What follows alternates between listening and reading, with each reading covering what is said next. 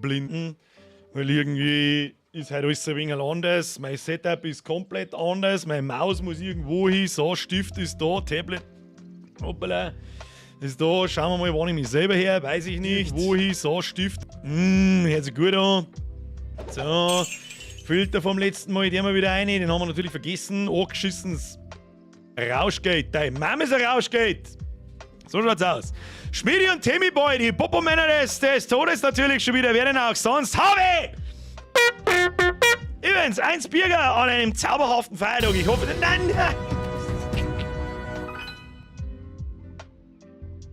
Der Miedernond, des wird IAT Super NOCHN Horror Oktober was gemiatlichst. Witz. Wo heut se der Pfarrer Bahn Sexfest? Bada Schuitoschen. An der Schuitoschen. Austrian as always, merci dir, please stop it! Heute ist Donation-Verbot, wir fangen heute um 5 noch an. Weil ganz ehrlich, ich kann mir nicht da einer sitzen, mach als Jahresmerch-Motiv zumindest kleine Bruchteile davon und dann scheißt das um Geld an. Vielen Dank, Herr Austrian. Grüß mir erst einmal einen Haufen rein. So schaut's aus. Habe die Ehre an den Philipp, den Vlog, an den Roland, an den Alex, an den Gürkel, an den Max, den Quamperten, an den OG Maniac, der schon wieder am Resappen ist. Einfach mal Servus reingeschissen, ein Servus zurück, grüß Gott beieinander. Halt ganz gemütlich. Ganz gemütlich. Kann passiert sein, dass da die eine oder andere halbe im Spiel war, deswegen nehmen wir heute was mit dir. Vielleicht müssen wir einigermaßen ausführlich erklären. So, warum knaggert's das scheiß Mikrofon eigentlich so behindert? Mir geht's voll auf den Sack. Ist das bei euch auch so? Ich glaube nicht. Ich traue mich mal lieber wieder leiser, damit ich mich selber nicht so stark höre. Das ist ja total zum Kotzen. Limzep, mir ist dir, Flo, mir ist wieder ein Resub. Habe ich dir ein Bier, das Jahr ist schon wieder schnell vergangen. Ein schöner Restfeiertag wünsche ich dir einen ganzen Squad außer Bier gemütlich. Bussi aufs Nussi ebenfalls. So, wie war Halloween? Hat schon passt. Nichts Besonderes in dem Sinn. Ich lebe. So. Der Gröber schreibt, bist du auf Twitch? Nö, nicht mehr. Twitch kann mir am Arsch lecken mit einer scheiß Behindertenregelung. Franzelschott! Da war ich gehört, mir ist wieder ein Resub. Habe ich dir eben angeschrieben, Chris? An Marcel von AIV. Weiß ich nicht, was das ist. Der Triad Cookie. Ein nice Mitglied. Da schau ich. Servus! Welcome to the Squad. Merci für die Mitgliedschaft. Bussi aufs Nussi. So, Donation-Verbot. Schluss jetzt. Der Flo schreibt, was wird zeichnet? Das werde ich euch gleich in aller Umfänglichkeit werde ich euch versuchen, das zu mir erklären. Ich sag das, was es ist. Ich bin null vorbereitet. Außer, dass ich irgendwie mein Zeichentablet da herzimmert habe. Normalerweise sitze ich aber da am Eck hinten. Und dann werden wir sehen, wie weit ich schon bin, was ich schon gemacht habe, wie ich das so mache. Es wird ganz gemütlich. Es wird Blättschmerz und ein bisschen zeichnen, glaube ich. Weil ich weiß nicht, ob ich heute einen geraden Strich zusammenkriege. Wahrscheinlich eher nicht. So, was haben wir da noch? Schön zeichnen, Birger. Hey, YouTube hat eine Neuerung. Chat ist jetzt an der Seite, wenn gedreht. Jetzt bin ich über Twitch hinweg. Was? Von dieser Neuerung weiß ich nichts, Herr Sonntag, Ruhetag. Ich weiß bloß, dass eigentlich heute, jetzt warte mal, jetzt muss ich mir direkt nachschauen. Ich habe nur beim Stream nachgeschaut. Ab heute ist ja normalerweise der Stichtag, habe ich euch ja eh schon gesagt. So von wegen, ich habe Creator, also auch ich, habe keinen Einfluss mehr auf die Monetarisierung eines Videos. Habe ich aber doch noch. Weiß ich nicht, was YouTube da wieder umeinander tantelt. Vielleicht dauert es noch ein wenig. Who knows? Oh, Katzensepp! Buonasera, hock die Ehre, da sind wir mehr. Dann gageln wir gescheit eine ins Bladel. Wir gageln natürlich nicht ins Bladel, wir gageln auf den Monitor. Letztes Jahr habe ich mir ja, das ist ein Ding, gewohne mich, wie soll ich sagen, ich weiß nicht, was ich sagen wollte. Haben wieder die halbe im Spiel, was es ist. Hier gebe ich mir jetzt wieder den Zügel, bin auch mal wieder da. Zeit ist geworden! Wollen über was die ganze Zeit? So. Recht viel mehr werden wir heute, glaube ich nicht. Das wird ein richtiger, schöner, gemütlicher. So, Freunde der Sonne. Alert Sounds sind jetzt aus. Das ist einmal das allererste. Sonst kriege ich nämlich einen Schlaganfall. Was der mir heute? Das ist mir fährt gerade so richtig in die Fresse hinein, wie dermaßen schnell die verschissene Zeit vergeht. Mir kommt es vor, als hätten wir das gerade erst vor ein paar Wochen oder sagen wir ein paar Monaten gemacht, dass wir die letztes Jahr zweimal im Stream zusammengesessen haben, umeinander gegagelt. Ob wir das mit zweimal zusammenbringen, weiß ich nicht, weil ich relativ weit bin. Sage ich euch jetzt dann gleich. Für die Leute, die neu sind, keine Ahnung, die jetzt letztes Jahr oder die letzten Jahre nicht dabei waren, was zur Hölle macht ihr da? Einmal im Jahr setze ich mich selbst, hast du die Messe wieder 5er Bussi aufs Nussi, kein Spendenaufruf, nein. Einmal im Jahr Normalerweise, ich weiß nicht, ob der Chris anwesend ist. Ja, er ist anwesend, der Fanboy, streng die Brudi. Ich halte diesen Druck nicht aus. Wir haben einen tatsächlichen Comiczeichner in der Haus. Dem dreht wahrscheinlich Zehennägel auf, wenn ich jetzt da so umeinander gageln anfange. Aber it is what it is. Der zeichnet normalerweise meine Merch-Motive. Zum Beispiel, ja, jetzt habe ich es leider weggeräumt, das Horror-Oktober-Motiv, das neue, das wir vor 2-3 Wochen gebracht haben, das kommt vom Chris. Ja, das zeichne ich nicht selber, weil so gut zeichnen kann ich nicht. Aber wann haben wir das angefangen? Ich glaube 2019 habe ich das erste Motiv selber gezeichnet. Bin ich auf die Idee gekommen, hey, was kannst du denn, irgendwas, was cool ist. Also natürlich, war es natürlich cool, wenn es cool ausschaut, natürlich auch. Schön, merci für den Reset. Dann setze ich mich selbst ans Zeichenbrett und zeichne den Jahresmerch neu. Jetzt ja wieder. Mit allem, was das ganze Jahr so passiert, und den zeichne ich halt selber. Anfangs 2019, 20 und 21, glaube ich, habe ich das auf einem Samsung Galaxy Tab gemacht. Das hat ganz gut hingefahren, das war alles wunderbar und so weiter, aber wie man das so kennt von Android-Geräten, aber auch von iPhone-Geräten, die werden über die Jahre immer langsamer, wo du eigentlich keine Updates installierst und nix. Das hat mich genervt. Timmy Boy, merci wieder entwickelt. Seitdem ich mit Computern zu tun habe, ich zeichne schon immer gerne, aber ich tue es in meiner Freizeit nicht. Ja, ich mache das genau einmal im Jahr für ungefähr 2-3 Wochen. Da zeichne ich umeinander wie ein Vollgasnarrischer, dann bin ich fertig und dann liegt das Teil wieder im Ecken. Bald immer so ein Tablet, also ein Monitor-Ei, auf dem man zeichnen kann. Die sind allerdings allesamt schweineteuer und der Chris hat mir irgendwann einmal den tollen Rat dann gegeben, schau dir mal die Huion-Tablets an. Und dann habe ich mir letztes Jahr eben eines genehmigt, so ein Teil wollte ich schon seitdem ich ein Kind habe. Darum ist es alles ein bisschen Narrischheit, ich habe 4 Monitore vor mir, da ein Handy und da hinten ein Tablet. Es ist alles ein bisschen Narrischheit und ich hoffe, es funktioniert einigermaßen. So, wie läuft das ab? Erstens, ich werde wahrscheinlich. Oh, Ankündigung. Scheiße, die muss ich noch nicht scheiße. Warte. Ich mach gut, Ankündigung habe ich übersehen. So wie es ist, weißt du, warum ich die übersehen habe? Weil ich meine Tastatur nicht mehr sehe. So, eingeschissen, passt, los geht's. Da sind wir. Sturmlerkeim, jetzt wieder ein Zwickelt 34. Auf die Bümsel, fertig, los. So, seitdem du ein Kind hast, ja, ich habe 4 Kinder im Keller, was meinst du, wer die Videos schneidet?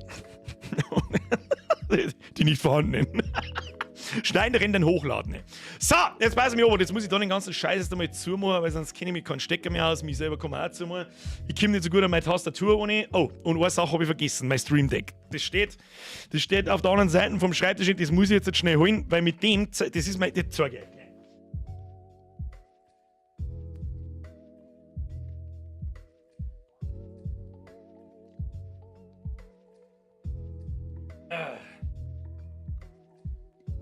Ja.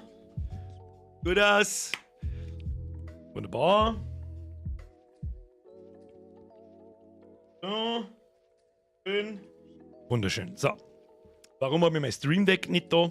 Weil ich mit dem zeichne. Da habe ich mir Shortcuts eingebunden für Krita. Das ist mein Zeichenprogramm. Weißt du was? Jetzt schalten wir einfach einmal um. Und dann seht ihr gleich, was geschlagen hat. So, haut da ist sie hin. Hallo, kann ich mich sehen? Ja, ich kann mich sehen. Rechts unten, der Chat ist ein bisschen winzig, aber wir wollten nicht größer machen. Das ist der Lego-Chat, den wir im Lego auch dabei gehabt haben. So, das ist mein super tolles Zeichenprogramm. Das ist übrigens Krita. Ich glaube, das hat mir auch der Chris empfohlen, bin mir nicht sicher.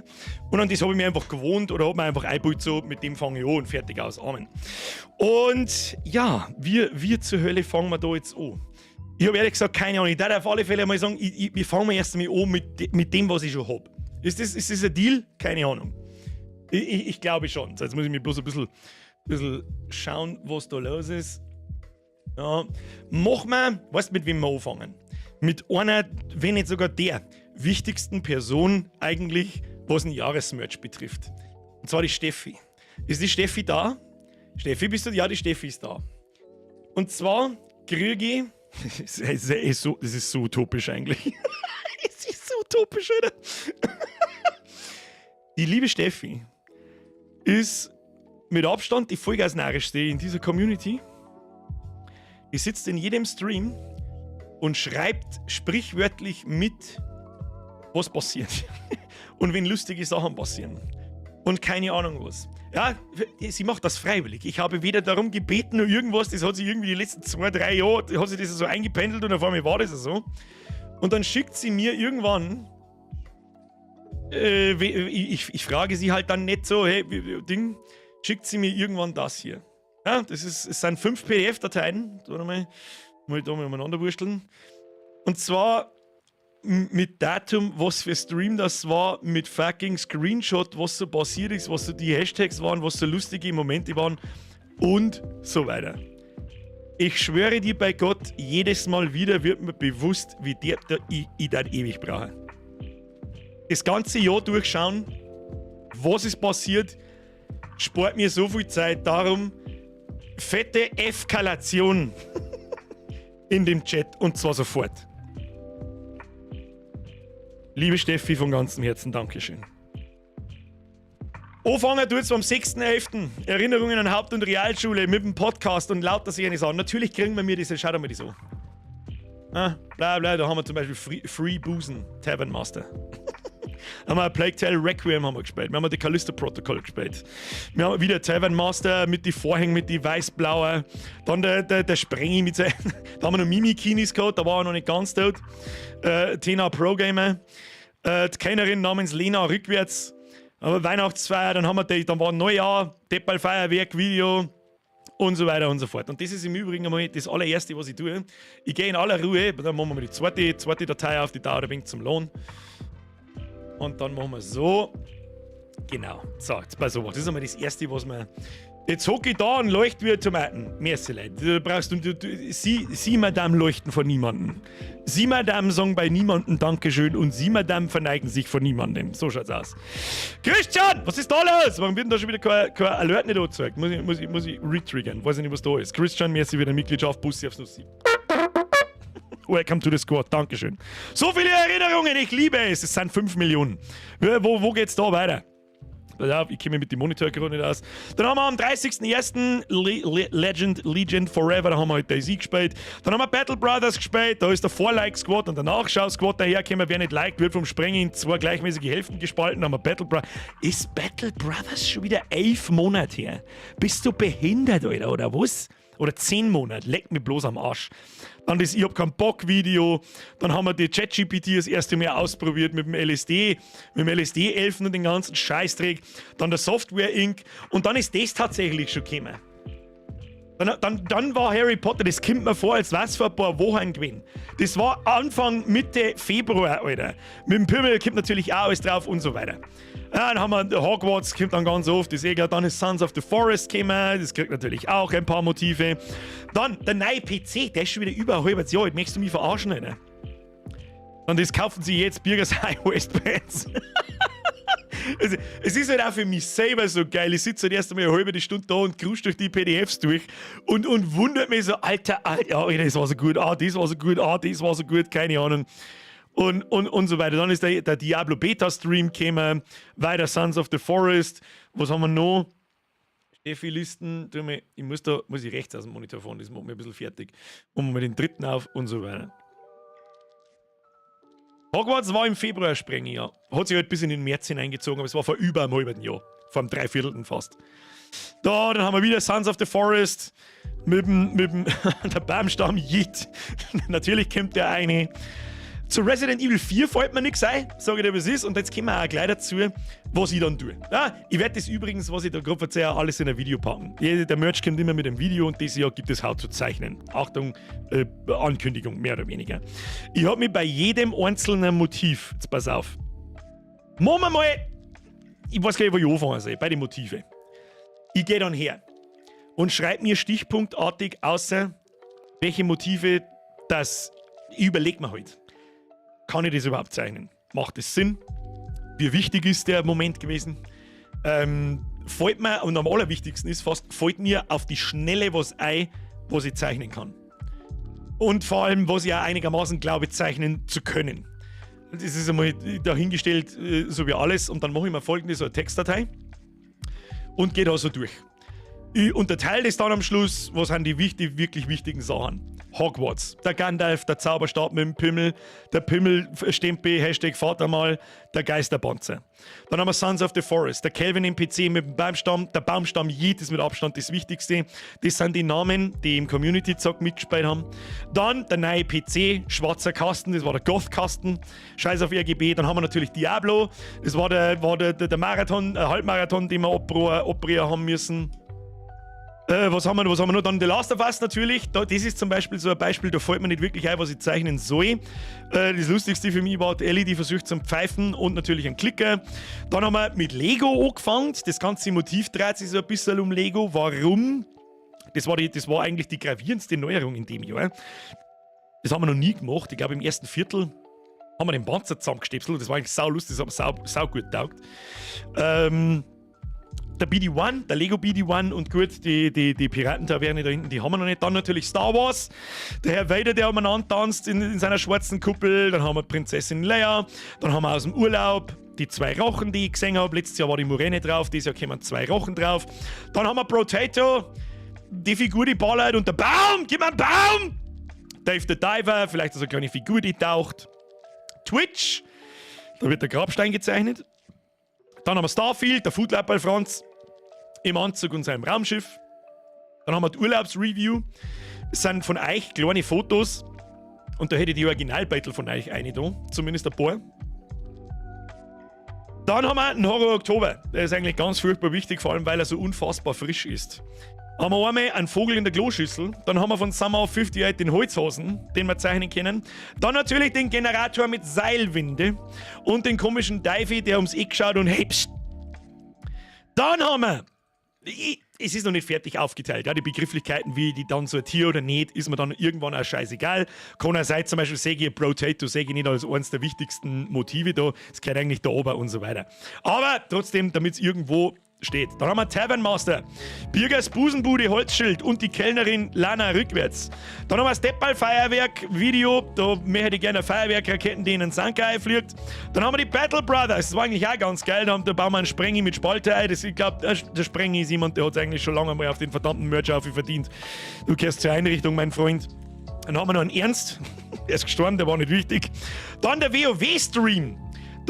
Was da ganz wichtig war, das war eigentlich ein Sonderstream, da erinnert ich mich noch, deswegen steht da Bogen und Drache Drop.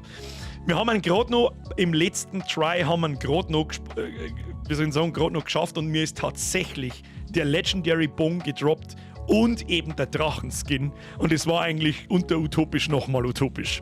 Deswegen muss eigentlich irgendwie ein Drache da klar, und wenn er bloß klar ist irgendwie, muss irgendwo hin. Dann haben wir einen ChatGPT, ein LSD Legolas, dann haben wir Project Zomboid noch. Da haben wir überlegt, so, da kann man eigentlich irgendwo ein Fenster hin und davor so eine riesengroße Zombie-Masse in ganz klar. Dann der Krankenzettel, den müssen wir natürlich auch irgendwo ohne tackern vom Bergdoktor. Der scheiß Bananenschnaps mit der Krankschreibung. Und dann habe ich tatsächlich überlegt, die Donation von Mr. VM23, der Schweizer, mit 1050 €, indem man mit einem kleinen Diamantenhaufen irgendwo verewigt. Dann haben wir noch Pilz aus The Last of Us. Das war so meine Überlegung von, wie bringt man The Last of Us da rein, dass das ganze Motiv an vielen Stellen so der Pilzbefall da irgendwo drauf ist. Und Legosteine überall. Dann noch ein paar Hashtags ausgeschnitten, Partnernase, Einfallspinsel, Schwachkopf, Eimer, Bumscontainer, Pfeiferdeckel und Platschari. Und der Sonntag Ruhetag, wenn du aufpasst jetzt, Star Wars haben wir da herum, Vader, schwarze Kuppeldance, Prinzessin Leia. So!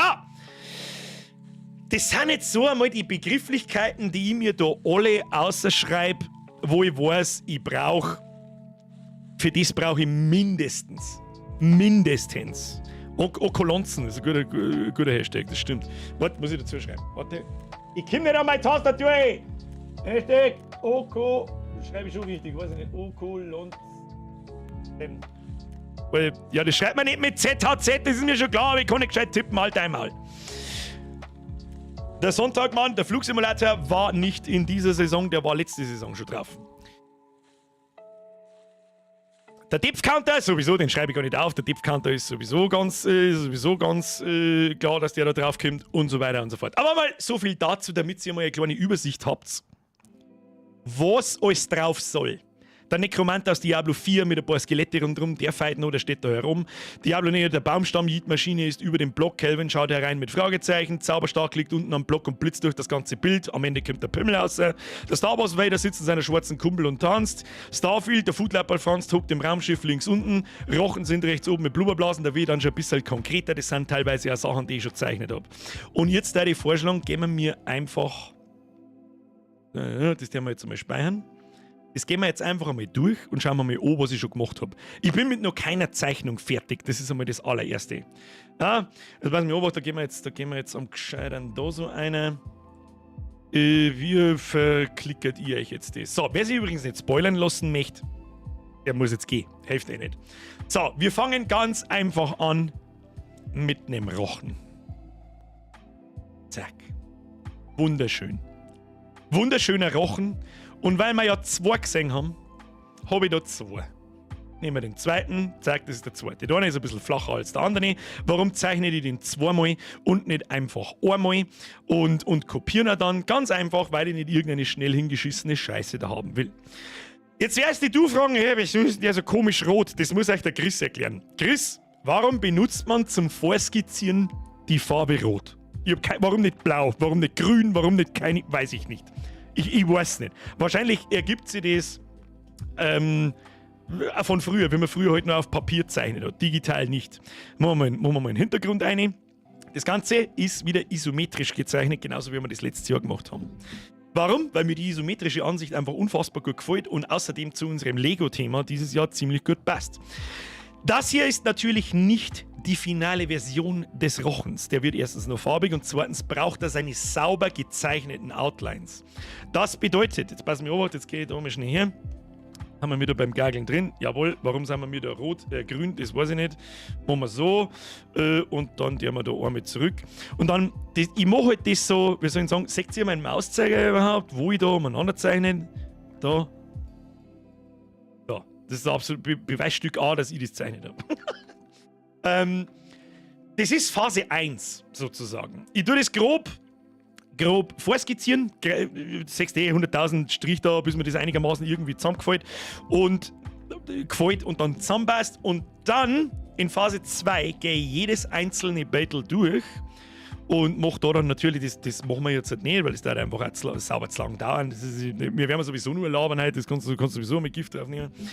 Dann gehe ich in der Regel her, nehme mir meinen finalen Brush, so wie ich es haben will, und fange an,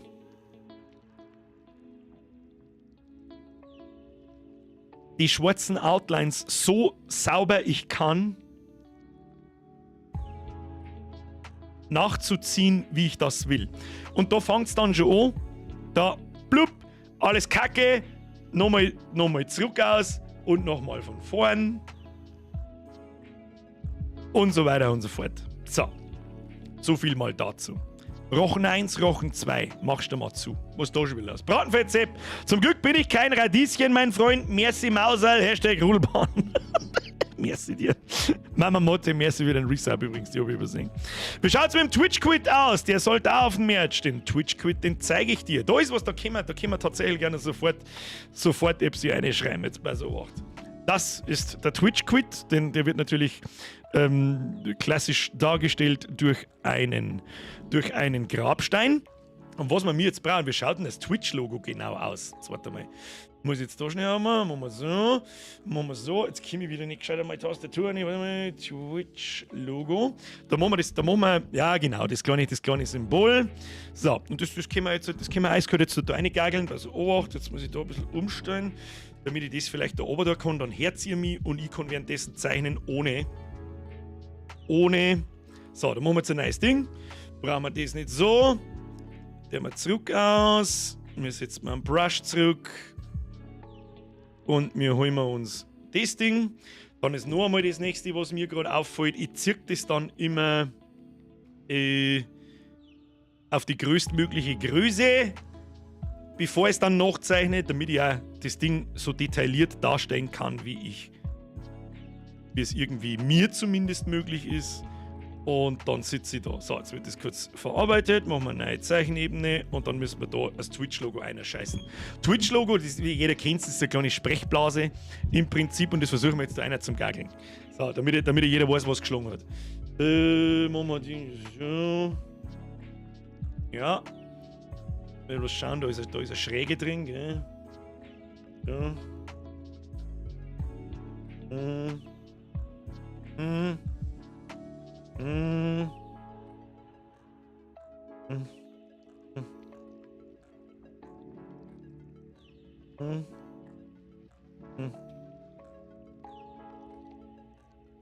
ist einigermaßen als Twitch-Logo erkennbar, ich glaube schon. Ja, und es geht noch gar nicht darum, das hundertprozentig sauber zu zeichnen, das kommt dann erst in Schritt 2. Und dann ist da, hoppla. Wieso muss ich nicht da über 2 Meter draufdrücken auf die Scheiße, kann man das etwa sagen? Und dann haben wir da diesen hier und diesen hier und schon haben wir das Twitch-Logo einigermaßen da drin. Jetzt ist bloß so die Frage, wann war das genau? Dass Twitch gestorben ist, ich glaube am 1. Juli. Dann machen wir da.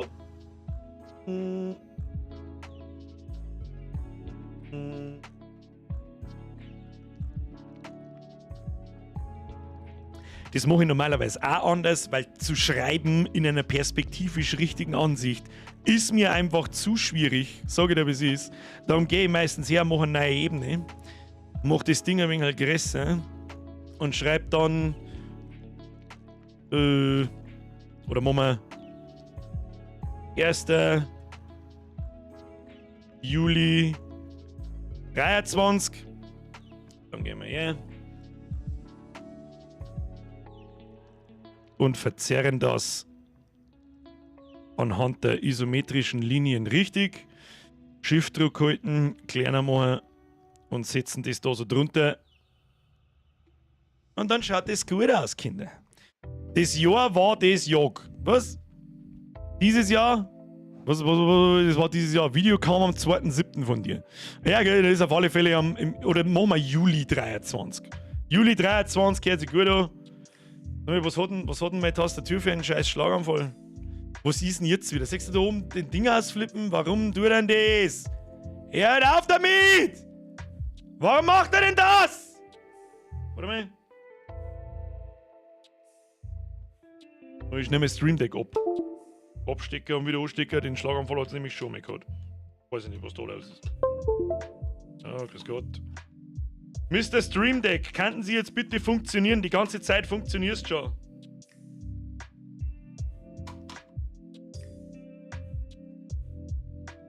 Hackerts, was ist denn das für ein scheiß Behindertenklump? Kruzifix! Schweineteure Scheiße und man kann es nicht mehr zusammenbauen. Bist du komplett behindert? Sag mal!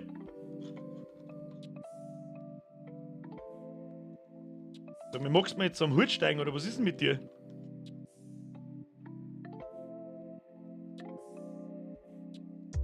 Ja, herzlichen Glückwunsch. Funktioniert jetzt das, so wie es soll? Ja, wo ist der Stift? Stift wo? Wo ist denn alles? Da ist er, oben schon. So, Brush her, das Ding hier, machen wir 1. Juli, machen wir weg. Wunderbar. Dann machen wir so. Dann machen wir das da ein bisschen weiter in die Mitte rein. Enter, passt schon. RIP Elgato 11.23. Like nicht vergessen, Leute, 900 Leute da und nur 250 Likes, das verstehe ich nicht. Der Daydam Food Lab bei Franz kommt natürlich auch noch. So, jetzt gehen wir mal ein bisschen schneller durch das, was ich schon habe und was noch nicht. Den Teufel speichert man natürlich. Machen wir so. Also, ich mache jetzt eins nach dem anderen auf. I proudly present, das ist das Schädel von Tavern Master. Birgers Busenbude. Natürlich ist es drauf. Dann, wir haben auch irgendwann einmal, ich hoffe, man erkennt's, wir haben auch irgendwann einmal Aliens, Dark Descent gespielt. Wunderbar. Kim dann hat eine ganz bestimmte Position, erkläre ich danach, wenn es dann fertig ist. Dann etwas nicht so spektakuläres, aber scheißegal. Das sind die Vorhänge aus Tavern Master, die säge ich dann, wenn ich es ganz klar mache und dann überall verschieden platziere, manche in blau, manche in weiß. Dann haben wir das Twitch-Motiv, das haben wir gerade schon gesehen. Dann, wer weiß, was das sein soll? Ab in den Chat, wer weiß, was das darstellen soll? Nein, kein Pimmel. Wenn dein Pimmel so ausschaut, bitte geht's zum Doktor. Bitte geht's zum Doktor. Bitte gehen Sie zum Doktor. Da, der Urban Einziger hat recht, Simato Einziger, das sind kleine Elemente The Forest. Warum haben die alle in einem Battle?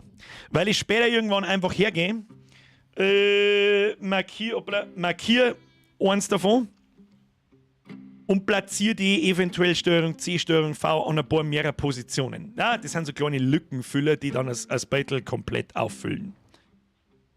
Dann, das ist glaube ich in der Skizze, ist erst recht schwierig zu erkennen, was soll das sein? Der Kurt Roy! Welcome to the Squad, Bussi aufs Nussi und klar, Miezi, merci wieder ein Reset. Stray Miezi nicht vergessen, Stray war ja lang letztes Jahr. Das ist ja sowas von Season 5, Miezi. Das ist ja sowas von Season 5. Kommt nicht mehr drauf. So ein Klicker dastehen. Das ist ein bisschen schwierig, weil der halt so viel Gewusel in seinem Gesicht drin hat, dass man bei der Skizzierung nichts mehr erkennt. Den muss ich eventuell auch nochmal zeichnen. Ich weiß es nicht, seine Finger sind auch ein bisschen gichtlig und so. Aber egal, auf alle Fälle sollte er im ganzen Motiv dann an der Seite so ein bisschen ausschauen. Und oben dann ein Ausrufezeichen drüber. Seht man da, das ist ein bisschen abgeschnitten, das ist nicht so wichtig, das kann ich danach dann auch noch einzeichnen. So! Was ist das?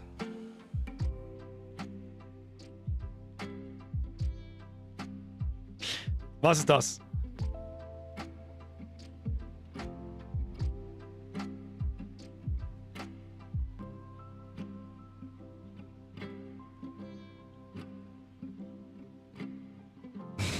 Da geht es der Endboss.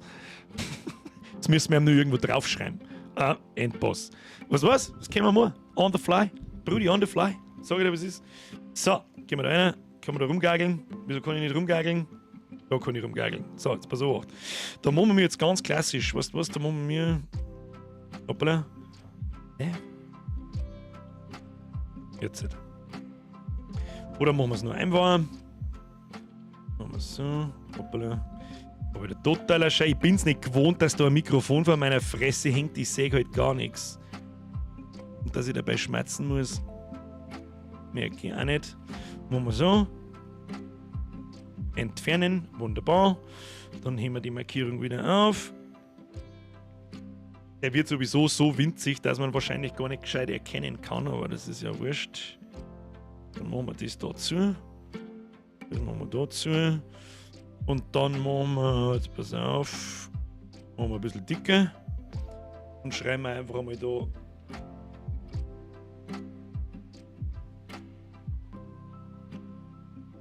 Schreiben wir einfach mal da Endboss. Dann machen wir so. So. Wo haben wir Shift haben wir da. Und deswegen habe ich die ganze Zeit da an der Seite mein Stream Deck. Ja. Dann ein paar so, sieht man das einigermaßen? Da habe ich mir ein paar so Befehle drauf, da wie eben die Taste Shift, die Brushes wechseln zur Linie, ein Radiergummi, das Verschirmen, das Auszoomen, einer zoomen und lauter so ein Chaos. Passt. Hm? Erweitert. Speichern. Wunderbar. Mein Toaster ist das. Ja, das kann natürlich auch sein. Ohne Farbe ist natürlich auch schwierig. So, dann haben wir noch was.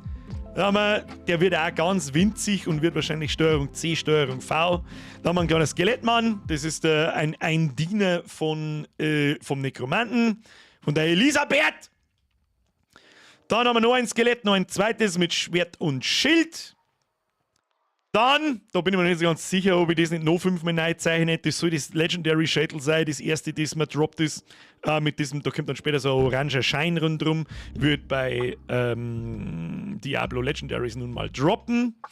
So, dann was ist das? Ab in den Chat, was ist das?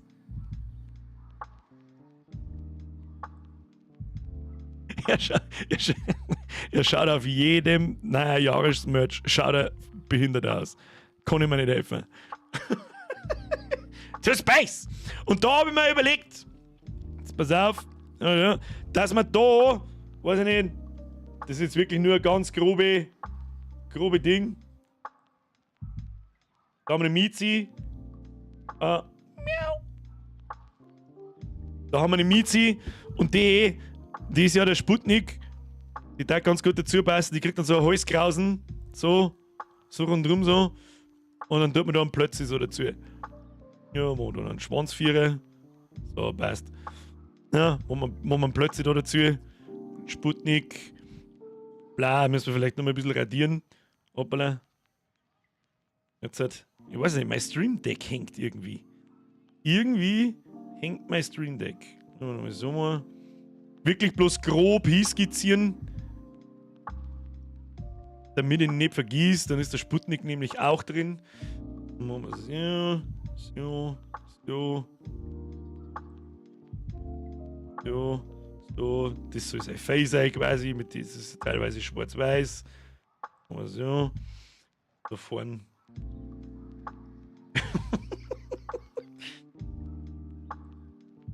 Schaut uns Katz aus.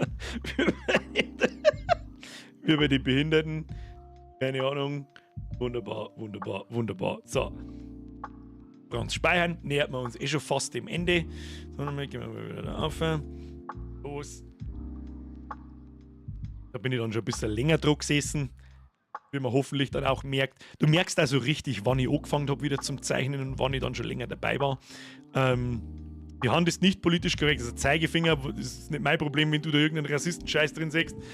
Bierman, mir ist wieder ein Resub, Herr Siegel, mir ist wieder ein Resub. Bussi aufs Nussi. Ich würde den Kopf vielleicht gar nicht sichtbar machen.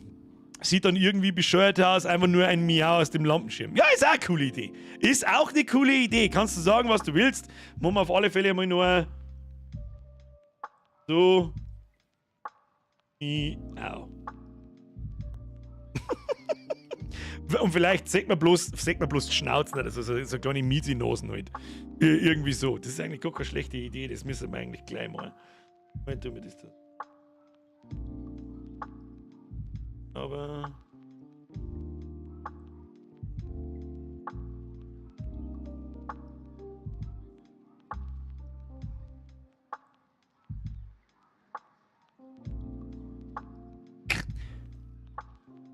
Keine Ahnung. Das Sputnik 2. Sehr schön, wunderbar. Schaut aus wie eine Bassbox. Ja, gut. Wie gesagt, das Detail kommt dann sowieso erst, wenn ich mich wirklich in Ruhe hinsetze und die schwarzen Outlines nachziehe. So, was haben wir noch? Na, gut, das brauche ich nicht sagen, was das ist. Das wird das Schwierigste. Da bin ich mir nicht hundertprozentig sicher, ob ich da ein Problem kriege. Weil ich halt dann weiter auf die. Wir haben es ja schon einmal, ich glaube, es war vor 2 Jahren, das war das 2021 Motiv. Da habe ich von Day of the Tentacle einen Purpur gemalt. Also die purpure Tentakel halt. Und die hat offensichtlich, war so original am Original dran, dass wir das Merch-Motiv gesperrt haben. Und ja, genau, da claimt Disney. Das kann vielleicht wirklich passieren. Dann weiß ich nicht, was ich tue. Ich glaube. Dann wird hergegangen.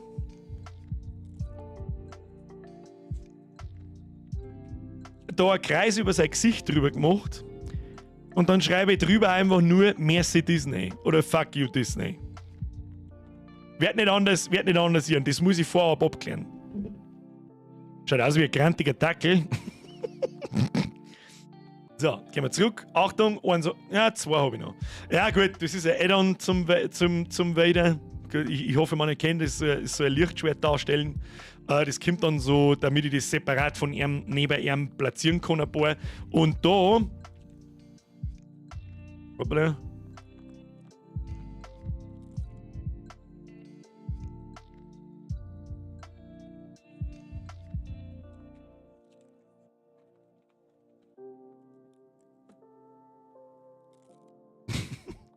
Psst. Okay, haben wir verstanden, was das ist? Dass ich da nicht mehr drüber erinnern kann, Star Wars Best of nachschauen. Nein. Wunderbar. So, und dann kommen wir eigentlich schon zum letzten kleinen Battle. Dann habe ich noch ein großes. Das glaube ich, da wissen wir, bei dem weiß ich gar nicht so recht, welchem Spiel ich es zuordnen soll. Weil ich glaube, dass wir dieses Gesicht haben wir mir, oder diese Art von Ding, haben wir in den letzten Wochen ein paar Mal gesehen, von irgendwelchen Leichensäcke, die von der Decke hängen. Das kann bei The Forest sein, das kann bei jedem zweiten Horrorspiel sein, das wir in den letzten 4 Wochen gespielt haben. Und bei dem wird es auch so, das wird einmal irgendwo im Motiv groß platziert und dann immer wieder mal klar, um Lücken zu füllen. Und wenn du zum Wetter deinen Kopf irgendwie reinbastelst, ja, wie soll ich denn das machen? Wie soll ich das denn machen? Wobei, Moment mal, es wäre eventuell eine Möglichkeit. Pass auf, das machen wir jetzt so. Den wir mal in den Hintergrund einblenden. Ja. Jetzt pass auf. Und zwar, was eine Möglichkeit wäre. Dass wir. Wie soll ich das jetzt darstellen? Jetzt Machen wir so.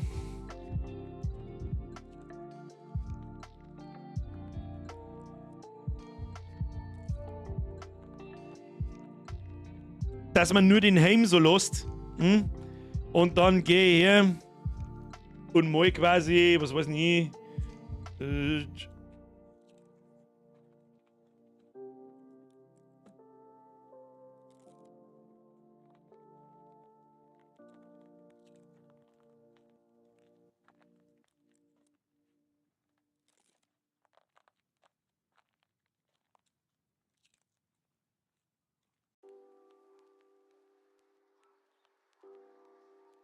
das so.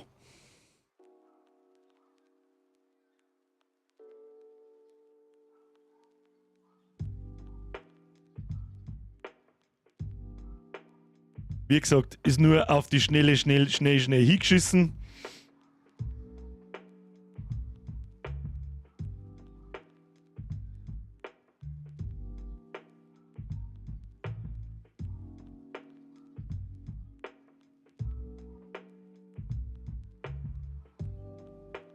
Ja, kann man noch mal.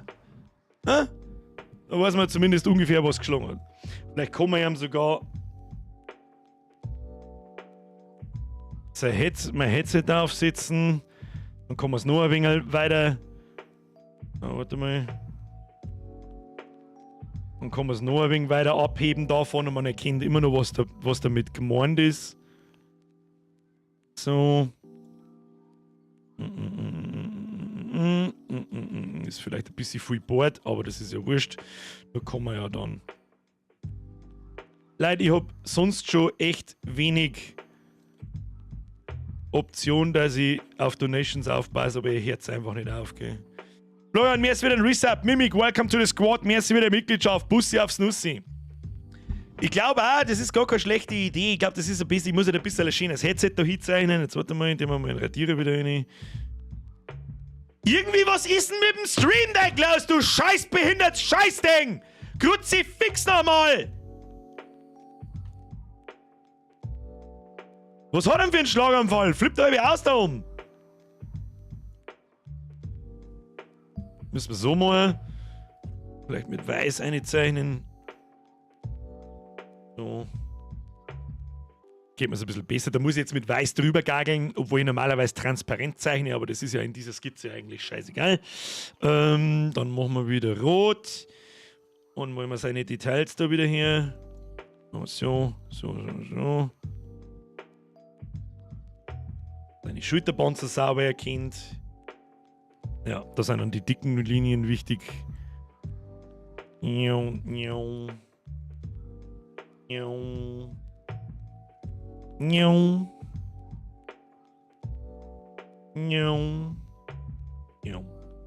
und jetzt können wir probieren. Was ist besser, das oder das? Was sagt ihr? Das alte oder das neue? Was nämlich noch das nächste wird. Ich glaube, ich werde dann den ganzen Kopf ein bisschen nehmen und ein bisschen größer machen.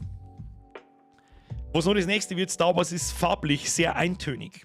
Das heißt, wo er da drin sitzt, es wird alles sehr dunkelgrau und schwarz und hellgrau. Vader Saber ist sehr schwarz, hellgrau und irgendwas. Deswegen habe ich da hinten diese KB eingebaut, obwohl es gar keinen Sinn machen. Die kann man mal rot machen, mal grün machen, mal irgendwas. Und wenn ich da mein Gesicht drin habe, wenn ich da mein Gesicht drin habe, dann kann man dem auch Hautfarbe geben und die Sonnenbrenne oder mein Brühen halt vielleicht leicht blau machen oder irgend so ein Scheiß. Das Headset vielleicht ein bisschen andersfarbig. Ich glaube auch, dass das neu eine weit bessere Idee ist. Muss bloß vielleicht nicht, warte mal. Die Gesichtsform gefällt mir noch nicht so hundertprozentig. Machen wir so. Ja, dass man halt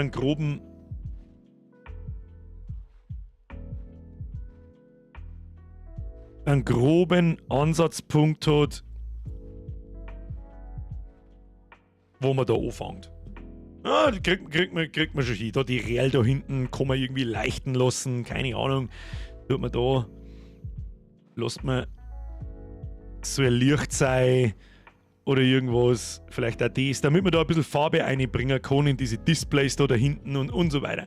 Ja, und am Schluss, ich sag's ganz ehrlich, das ist so mein Mein Arschlochtrick, das ist, ich kann nicht gut zeichnen. Ja? Es klang für ein unteres Mittelmaß, ja, dass ich natürlich da das ein bisschen besser hinkriege, wie vielleicht viele andere. Ja, okay, ich meine, das sehe ich selber, aber das ist so richtig, für richtig gut klang es nicht.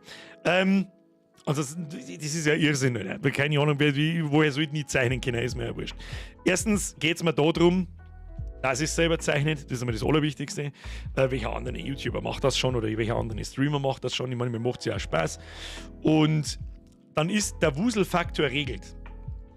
Ja, der Wuselfaktor muss es regeln. Das heißt, wenn du von der Weiden drauf schaust und Augen zuzwickst, dann finde ich schon, dann schaut es richtig gut aus. Warum? Weil 100.000 kleine Details dort sind, wo du irgendwann, wenn du im Ganzen drauf schaust, gar nicht mehr gespannt, dass eigentlich gemalt sind wie von einem 4-Jährigen. Ich weiß es auch nicht. Ja gut, weiter, erweitert. Für genau das machen wir das. Weil ganz ehrlich, ich hätte es wahrscheinlich, du kommst ja irgendwann in so einen Tunnel hinein, da zeichnest du diese Dinge und dann sagst du sowas selber nicht mehr. Da war ich wahrscheinlich nicht draufgekommen, so wie umgeht es jetzt, dass uns das Ding sperren. So, jetzt passen wir auf.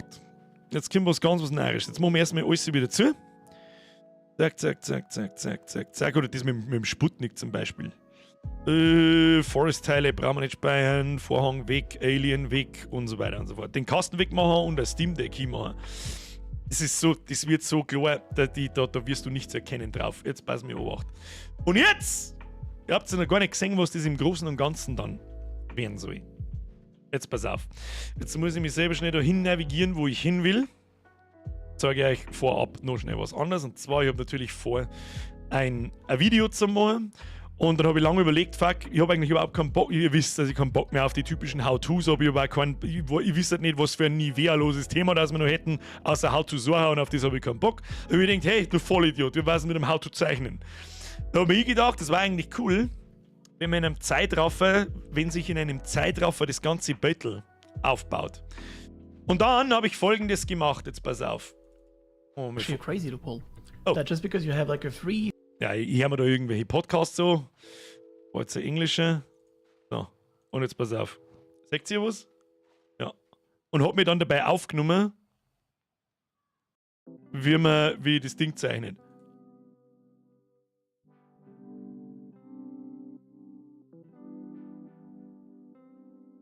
Zeig mir, wo ich da mal. Ich hab keine Ahnung.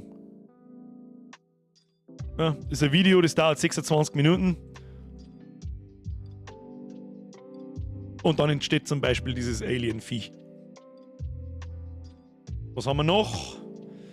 Legendary Lichtschwert, Twitch, Rochen, Skelett, Tavern Master. Wo ist denn der Vader? Da ist der Vader zum Beispiel. Oh, da habt ihr jetzt schon eine kleine Vorschau drauf, wie das ganze Motiv dann irgendwann aussehen wird. Das wollte ich euch eigentlich gleich so sagen, aber ist ja wurscht. Achtung, Vollbild. Ja, so habe ich am Vader gezeichnet. Es hat 31 Minuten gedauert.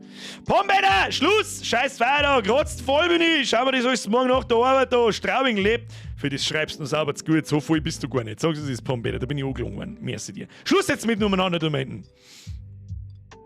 Moment, so. Also ich benutze da, was mir das Allerwichtigste ist. Ich benutze keine Vorlage. Ah, ich zeichne das aus freier Hand. Ich pause nicht ab. Ich tue nicht, weiß ich nicht. Ich meine, natürlich schaue ich mir mal ein Referenzbattle und natürlich schaue ich mir mal schnell ein Battle vom Vader an, dass ich grob weiß, okay, seine Schulterpanzer sind grob so, das ist ein markantes Teil, dann auf seiner Brust hat er diesen Kasten, der Helm natürlich grob und so weiter und so fort. Aber ansonsten gehe ich einfach her und frei Schnauze und kack das da her. Da, zack, zack, zack, zack. Und dann wird es halt langsam. Und dann entwickelt sich da draus dieses Bild so. Kann man das eigentlich so durchlaufen? Ah, da kann man eine Zeit drauf machen. Niau. Niau. Niau. Wunderschön, oder? So, jetzt habe ich es auch geschafft. Gliert der Stift schon. Ja, so richtig klirren tut er noch nicht. Ich bin eigentlich immer nur am Präsentieren, was ich schon gemacht habe. Damit ich nicht da nicht zeichnen muss. So! Freunde der Sonne, jetzt kommt was ganz Neues.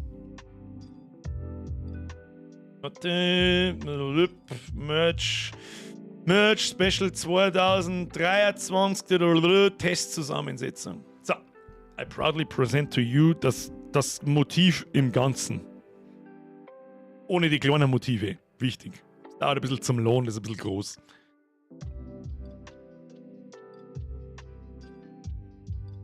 Ich hoffe, man erkennt einigermaßen, was es sein soll. Erstens die isometrische Perspektive. Zweitens, das da ist ein großes B. Auf der rechten Seite ist ein 6er. Letztes Jahr war ja das ganze Motiv im Prinzip ein 5er. Okay? Es ist im Prinzip was B6, oben drüber steht wie immer mein Name. Und jetzt, wenn man da mal hineinzoomt, kann ich da hineinzoomen, dann wirst du auch ziemlich schnell erkennen. Warum kann ich da nicht zoomen? Die Ebene ist nicht sichtbar. Was möchtest du für mich? Bist du behindert? Dann zoomen wir da mal so hinein. Dann siehst du, wie gestochen schon, ja gut, so ganz so gestochen schon auf nicht. Aber dann siehst du, wie weit ich da ungefähr hineinzoome, wo ich dann zum Zeichnen anfange damit. Da sitzt der Zeitl. Vor allem das Schwierigste war diesmal, diese Form auszutüfteln. Damit es nicht einfach bloß ein Klumpen ist, sondern auch noch irgendwas sagt. Und gleichzeitig so wuselig ist, dass man auf den ersten Blick zwar sagt, okay, das ist ein Blockding, ein B, ein 6er, das wird dann natürlich noch farbig hinterlegt und lauter so ein Scheiß. Und so weiter. So, und jetzt fange ich dann an, also das war mir das erste, was ich gemacht habe. Und dann überlege ich mir so, okay, was sind prominente Stellen, wo man die kleinen Beutel hin kann und so weiter. Und dann habe ich angefangen, blub, Rochen einfügen. Dauert das jetzt so lang zum Lohn oder habe ich den kaputt gemacht? Warte mal. Nein, ist schon da. Ich hoffe, da herum sagt man, der soll dann da oben so drüber umeinander fliegen. Dann haben wir den zweiten Rochen drin. Es dauert aber ein bisschen, wenn ich die Ebenen einschalte, weil dieses Brettel so atomar riesengroß ist, dass ich einen Vogel kriege. Dann ist da der zweite kleine Rochen drin. Dann haben wir ein Tavern Master Schädel. Der wird da irgendwo herkommen. Na, los, mach hin. Jawohl, ist drin. Dann haben wir das Alien, das kriegt einen Spezialplatz. Das habe ich quasi in den Hintergrund integriert. Das kommt da oben normalerweise. Das soll diesen Schacht da ersetzen. Ja, genau. Schaut jetzt natürlich ein bisschen kacke aus.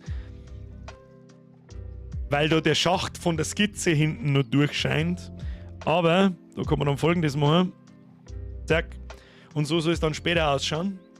Dass das da aus dem Loch von dem 6er rauskommt und da ein bisschen über den Rand hinausschaut. Das platziere ich dann noch ein bisschen rein.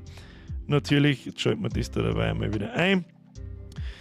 Dann haben wir, was haben wir noch? Rest in Peace Twitch. Ich weiß gar nicht mehr, wo Rest in Peace Twitch kommt. Ich glaube, da unten einer. Bin mir aber nicht sicher. Ja, genau. Da haben wir Twitcherin. Jetzt haben wir natürlich ein bisschen das Problem, dass ich vorher wir haben da gerade was geändert vorher. Da haben wir wie vorher das Logo da eingezeichnet und ich habe den Hintergrund wieder eingeschaltet. Machen wir Folgendes. Und jetzt kommt es dann hoffentlich. Warte mal. E. Oh, das E. Bilder. Pass auf. Special. Einzelbilder. Machen wir das Twitch-Motiv noch mehr auf. Bambi! Was? Donation habe ich gehört. Du hast ja schon lange keine Zähne mehr gekriegt fürs Carport. Da schon. Merci dir. Schluss jetzt mit der Scheiße. Merci dir. Heute keine Donations. Heute ist Donation-Verbot. Heute wird nur ein bisschen umeinander gagelt und umeinander geschaftelt. So, den haben wir jetzt gespeichert. So, und jetzt haben wir da natürlich auch den Twitch-Steuer. Und jetzt ändert sich in dem gesamten Motiv, ändert sich automatisch da herunten der Hintergrund auch.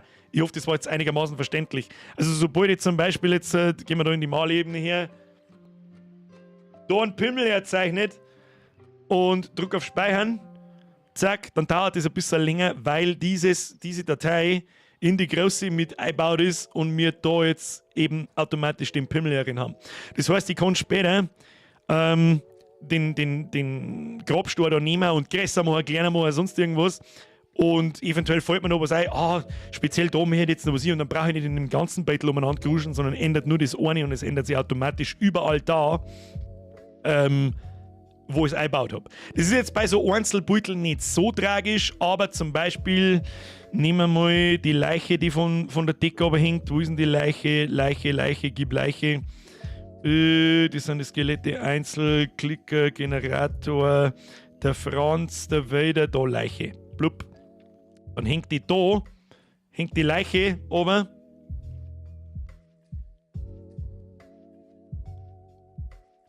Und die Leiche haben wir da nochmal. Da hängt die Leiche und einmal, oh, muss ich auf Zeichen gehen und einmal da. Und wenn ich an der Leiche jetzt irgendwas ändert zum Zeichnen, dann ändert es automatisch an der anderen Stelle auch. Falls ich irgendwie, so ist das halt gedacht. So, jetzt zoomen wir noch mehr raus. Hoppala, da müssen wir so mal. Und dann siehst du schon, es baut sich langsam, aber sicher baut sich dieses Bild auf. Jetzt nehmen wir einen Vader rein. Der Vader soll da, ist doch das eines der prominentesten Bilder. Das soll halt eigentlich da erscheinen. Hoffe ich. Jawohl. Aber der hat auch seinen scheiß Hintergrund drin. Den müssen wir auch wieder außer dort. Deswegen war, wie ich jetzt einzelne Beutel gezeigt habe, war bei jedem der Hintergrund heraus. Weil ich eben heute zum ersten Mal probiert habe, dass ich die Beutel irgendwo platziere.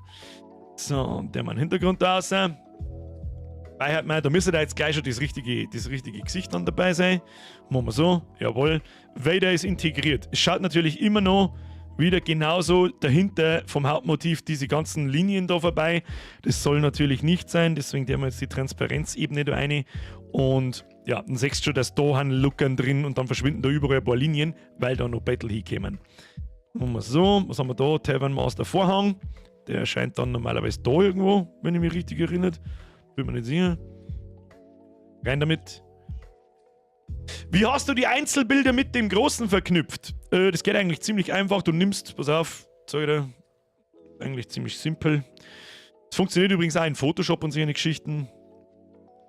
Aber irgendwie funktioniert mein Stream Deck halt nicht. So, jetzt funktioniert es. Und zwar, jetzt pass auf, da machen wir jetzt so, dann kann ich es euch besser zeigen. Ansicht, große Bilder. So, das ist mein Ordner mit den ganzen Einzelbeuteln. Ja, und dann nimmst du das, ziehst es einfach da rein, flupp, dann fragt er dich, als neue Ebene einfügen oder als neue Dateiebene einfügen. Du hast neue Dateiebene einfügen und dann implementiert er quasi diese Datei. Er macht nicht ein neues Beutel draus, das du dann wieder vergaren kannst und wenn du in der ursprünglichen kleinen Datei-Apps änderst, kannst du nichts mehr dran ändern und es ändert sich im großen Beutel nicht, dann müsstest du im großen Beutel das wieder auslöschen und das neue eine da, das da hin platzieren, wo es hin so ein lauter so ein Mist. Genau, und so, 6C, der ist jetzt da sauber zu groß. Wichtigste Regel Nummer 1 in Sachen Grafikdesign und vor allem bei Fotos, man skaliert Dinge niemals größer, maximal kleiner. So. Ja, und dann kannst du das kleiner größer ziehen und da hinziehen, was du das haben möchtest. Immer jetzt wieder rückgängig, raus mit dem Rochen, den brauchen wir nicht. Was haben wir noch? Ein Schädel, ein Starfield-Franz, ein Skelett, das andere Skelett, ein Generator. Beim Generator bin ich mir noch nicht so hundertprozentig sicher, wo ich den hier haben will. Das dauert jetzt alles ein bisschen zum Lohn. Und ja, das Lichtschwert können wir noch aktivieren, das zweite Lichtschwert können wir noch aktivieren. Wird schon, da ist der Franz einer Plop, der kommt da unten aus dem B raus. Sehr praktisch die Funktion, beim Bürger war es dazugelernt, merci. Siehst du das hier rein? How to zeichnen. Aber was ist jetzt da, warum wird denn da immer noch die Restteil vom anderen Rochen angezeigt? Weiß ich nicht. Sollte eigentlich nicht sein. Es sind aber auch die Lichtschwerter sind schon da. Die Skelette haben da herum, die bin ich mir auch noch nicht sicher, ob die da herum hin sollen. Was ist denn jetzt mit dem scheiß Rochen da? Bist du behindert? Bist du doch mit dem Rochen jetzt? Was wir jetzt denn? Jetzt machen wir einmal ein Vader zu. Das Ding machen wir auch zu und speichert man und machen wir es nochmal auf. Manchmal hat halt das Ding, wenn es so große Dateien sind, ja, die sind alle mit 300 dpi auf Originalgröße gezeichnet, also 30 cm oder 50 cm auf 50 cm. Das große Beutel mit dem großen B6 drin hat sogar Original-Postergröße, also ich zeichne da in Originalgröße auf das 60x90 Poster. Das wären halt riesengroße Dateimengen und damit, das spackt halt manchmal das Programm. Dafür kostet es halt auch nichts. Komplett, das ist alles zerschmarrnt. Das haben wir jetzt wieder daher auf den anderen Monitor, da werde ich mich da besser auskennen. Machen wir das da. Bildungsstream nennen sie sowas, sicherlich. Birger, kommt das Rest in Peace YouTube Adblock auch noch dazu? Was soll denn der Rest in Peace YouTube Adblock, was war das für eine Seite? Da verstehe ich den Witz nicht. Herr Schneider. Programm ist welches? Programm heißt Krita. K-R-I-T-A. So, jetzt. Ja, war ein kleiner Grafikfehler passiert bei solchen Sachen, wo du 100.000 kleine Würstel drin hast und dann sind die Dinge, wie sie sind. So. Da an der Seite. Darf ich jetzt zoomen oder darf ich nicht zoomen? Oder geht mein Stream Deck oder geht's nicht? Oder was ist denn mit dem? Lädt er noch oder holt er sich einen runter oder was ist denn? Okay, ich kann auf alle Fälle schon zeichnen.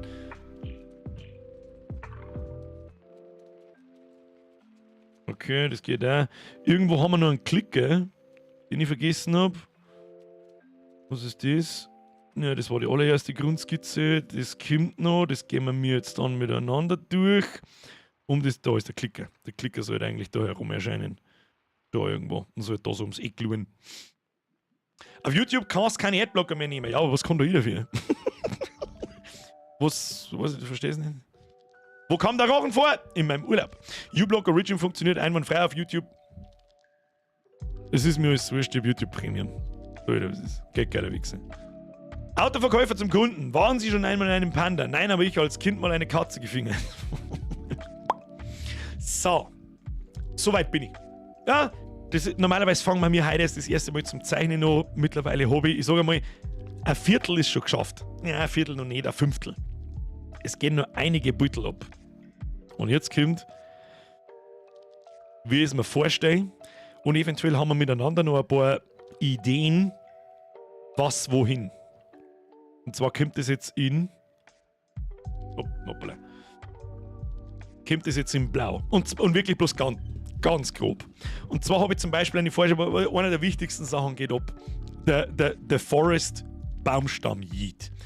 Und den habe ich mir gedacht, den implementieren wir irgendwie ins ganze Motiv so. Und zwar zoomen wir mal da so einer. Nehmen wir den Brushy, machen wir Reset auf 40 Pixel. Und zwar hätte ich mir das vorgestellt, ist wirklich bloß ganz grob einer skizziert, wohin. Und zwar so dieses Konstrukt, was wir da gebaut haben, diesen Turm. Machen wir jetzt mal so und so. Ja, ganz beschissen grob, muss gar keinen Schönheitspreis nicht gewinnen. Jetzt sowieso nicht, aber scheißegal.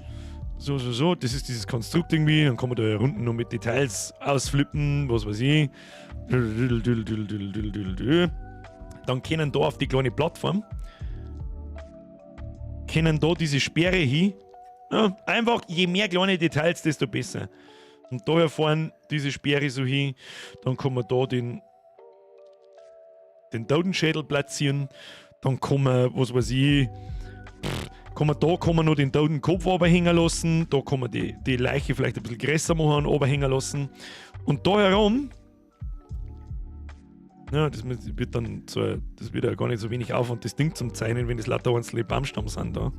Die wird man am Schluss sowieso nicht erkennen können, weil es so winzig klar skaliert ist. Und dann ist da herum so die Spitzen und die geht, hoppala, die geht von da herunten los, so. So. Das waren, glaube ich, zwei so Baumstamm, gell, und dann der Quer. Und dann machen wir eine gerade Linie da auf, so. Zack. Und da entlang von die Baumstamm so dahin. Zack, zack. Und können wir da noch irgendwo her tun. Das muss man halt dann sauber zeichnen, das ist ja klar. Und dann geht das da irgendwie weiter so. Das ist so die Flugbahn. Dann machen wir so. So. Ja, das schaut jetzt nicht sehr baumstammig aus. Das schaut auch nicht sehr baumstammig aus.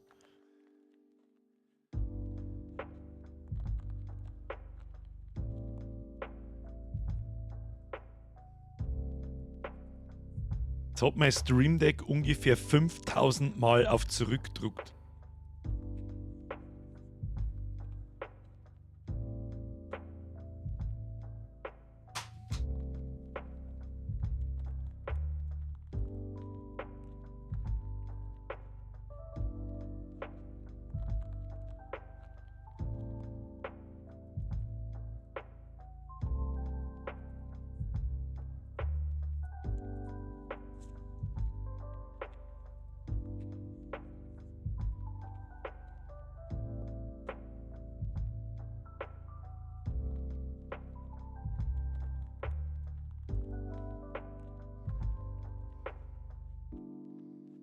Jetzt hat es ungefähr wieder 5000 Mal auf Wiederherstellen gedruckt. Ich weiß nicht, was da halt los ist, aber während dem Stream funktioniert mein Zeichenprogramm nicht so, wie es soll. Egal, der soll zwar nichts gewinnen.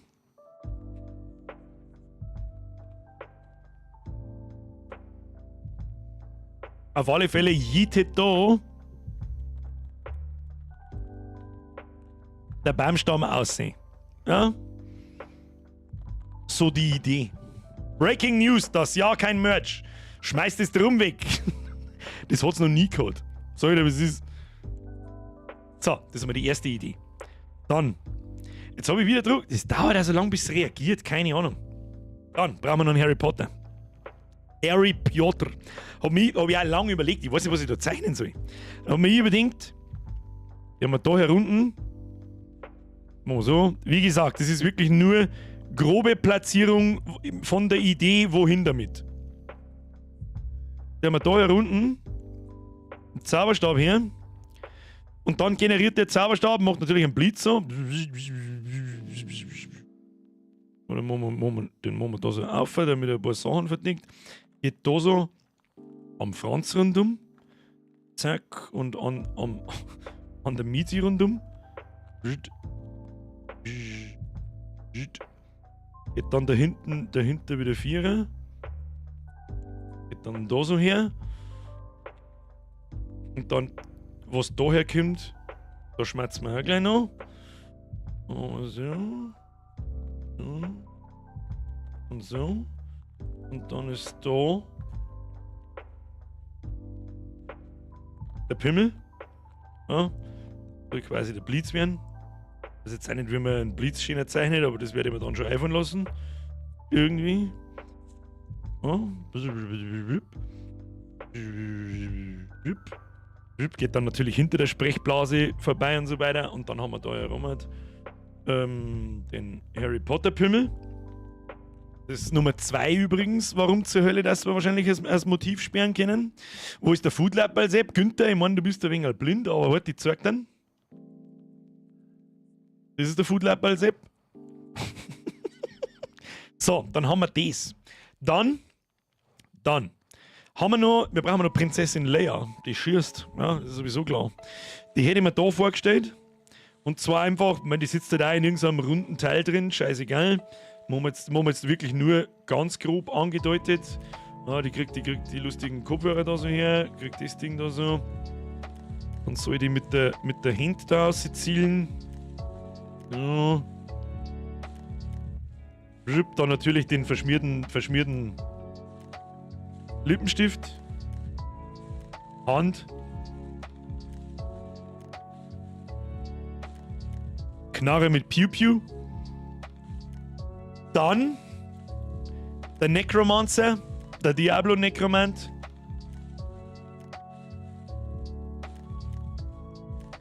Der soll da so auf. Eine sehr prominente Stelle. Für mich war aber auch die Diablo-Geschichte eines der wichtigsten Sachen des Jahres. Für die meisten wahrscheinlich nicht, aber ist mir scheißegal. Opa Merci für den Fünfer. Bussi auf das Nussi. Ah, der soll dann meinetwegen, keine Ahnung, der hat da einen Stecker in der Hand, ja, einen Stab, keine Ahnung, und steht halt dann da so. Da haben seine Skelette, die gefallen mir sowieso noch nicht so ganz. Das müssen ein paar mehrere sein. Da. Und da so her und da so her. Wunderbar. Dann, was wir heute noch zeichnen werden, wir sitzen mal irgendwo den kleinen Hasen von Summer of 58 hin. Da könnte ich mir vorstellen, dass wir das da so machen. Zack, zack, zack. So. So. Dann sitzt da das kleine Hasel. Ja, von Summer of 58. Dann haben wir da was stehen. Dann brauchen wir noch einen Depth-Counter. Ich weiß gar nicht, was die aktuelle Todeszahl ist. Ich glaube 107. Seit letzten Montag, glaube ich, sind es so 110. Dann ist jetzt noch die Frage, ihr merkt schon, das Ding wird langsam sehr voll. Wir haben jetzt noch folgende Plätze. Das machen wir jetzt einmal grün. Machen wir mal grün. Und zwar, das da schaut mir noch ziemlich lau. Dann die Ebene da schaut mir noch ziemlich lau. Das da schaut mir noch ziemlich lau, wo man was hinhängen kann. Die Fläche schaut mir noch ziemlich lau. War perspektivisch einfach falsch. Die Fläche schaut mir noch ziemlich lau. Und diese Fläche schaut mir noch ziemlich lau. Das schaut mir noch ziemlich lau. Und eventuell das hier. Und eventuell sogar das hier. Und dann merkst du schon, wird es ziemlich eng. Die Lampe von Amnesia, so als Straßenlampe. Die Lampe von Amnesia im Allgemeinen, weil diese, wie soll ich sagen, die Taschenlampen haben wir ja ein paar mit gehabt. Die haben wir ja in die Indie-Games auch die ganze gehabt. Bierman, mehr ist wieder ein 6er. Spenden auch für ein neues Steam Deck. Brauchen wir nicht. Den Flugdrachen von Sons of the Forest. Das stimmt, den kann man zumindest, den muss man ja nicht so unbedingt so dermaßen detailliert da reinscheißen. Den kann man ja auch ganz winzig da irgendwo her tun. Also wirklich bloß in Strichmanschgal-Manier. So. Und absolute Pro-Gamer wissen dann, was gemeint ist.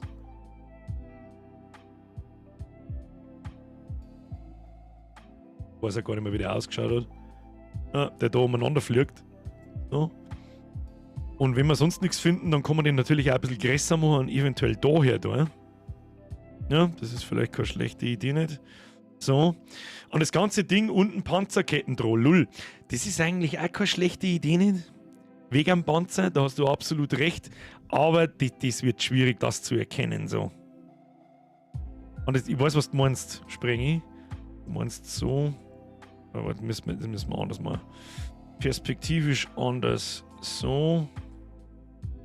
So.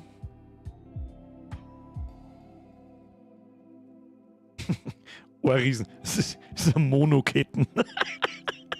Das ist einfach ein Monoketten. Das war eigentlich gar keine schlechte Idee. Ja, das stimmt. So. Oh, das ist so ein Radl. Panzer haben wir nämlich wirklich viel gehabt das Jahr. Der Geisterpanzer, der Lego-Panzer und der ganze Scheiß. Tja. An der Stelle, pass mir obacht. An der Stelle da. Da den wir jetzt einfach einmal schnell. Weggehen. Entfernen brauche ich nicht so oft, deswegen weiß ich nicht, noch nicht. Ein Panzer, ein Patronus-Panzer, weil ich ihn gerade im Chat lese, habe ich mir ungefähr da vorgestellt. So. Oder? Ja, dass der da von da unten so. Das ist bloß wirklich ganz grob hingeschissen, weil das kriege ich jetzt auf die Schnelle natürlich nicht hin, dass der einigermaßen sauber ausschaut. Das ist auch über die technische Zeichnung. So. Außerdem sagt man gar nicht über die.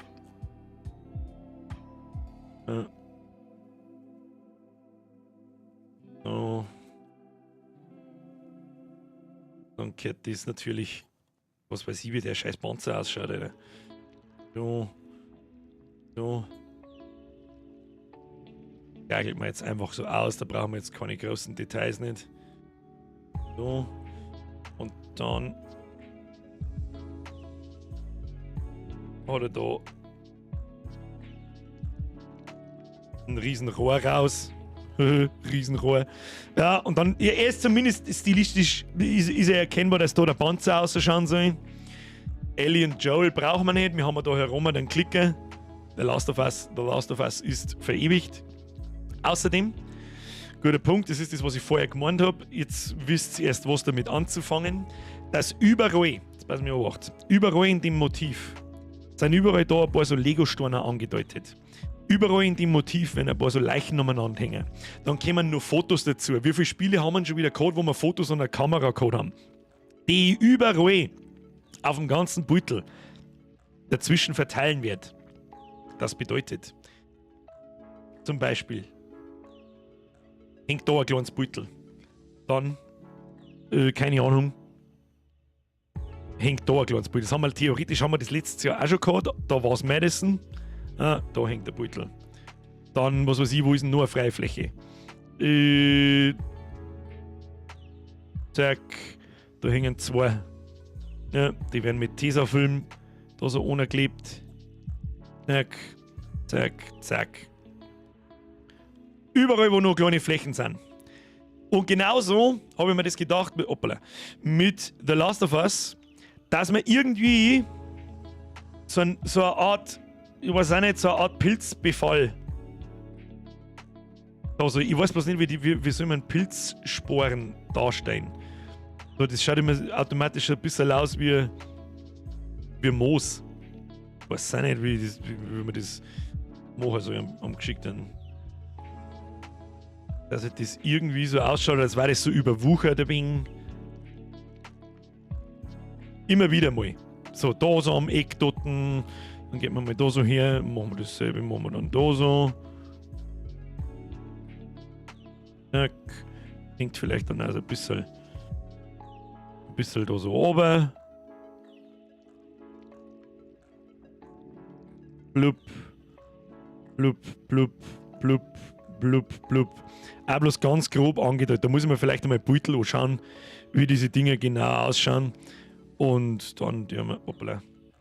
Mein Stream Deck nicht gescheit funktioniert. Scheiß Klump, angeschissen, das gagelt man mir aus.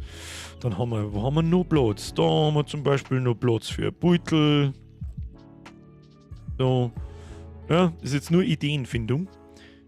Und dann haben wir, wo können wir das Eck noch befallen lassen? Zum Beispiel da so. Zack, zack, zack, zack. So ein bisschen umeinander gageln. Also oberwuchert. Wunderschön. Ja. Und nur absolute Pro-Gamer wissen natürlich dann, was das zum Bedeuten hat. Das ist so die kleine Besonderheit halt auch. Finde ich. Hoppala. Das machen wir weg. Und das Ding ist zum Beispiel mit einem Nagelei droschen. Ja, zack. Und fertig. Ja, und so. Was ist denn jetzt wieder? Stop it! Verdammt nochmal! Kackdeck! Das ist Kotze. Ja, es ist ein bisschen. Vielleicht ist es eine Kotze. Schimmelschanze. LSD Legolas hat keinen Platz mehr. Es ist jetzt eh schon so weit. Jetzt wird es schwierig. LSD Lego, jetzt muss ich schon fast daran, also bei den Sachen, die jetzt da überall umeinander platziert sind, bin ich mir relativ sicher, dass die genauso da hinkommen, wie es hinkommen sollen. Das mit der Ketten finde ich noch eine interessante Idee eigentlich. Die müssen wir halt, warte mal, die müssen wir halt nehmen. Ah, das haut nicht hin, gell? Warte mal. Die müssen wir nehmen, klären einmal und dann da so drunter platzieren. Und dann müssen wir es einfügen. Move. Ne, stopp. Enter. Copy. Einfügen. Dann. Ja, genau. Ja, witzige Idee war es schon, Herr Sprengmeister. Tu dich mal nicht hinunter.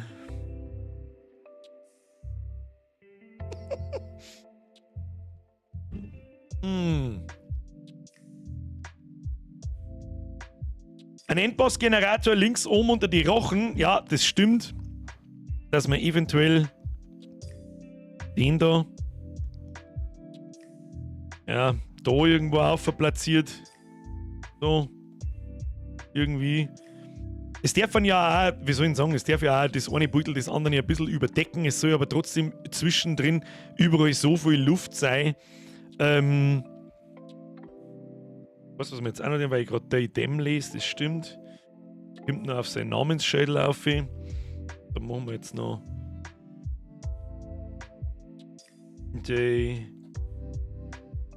dem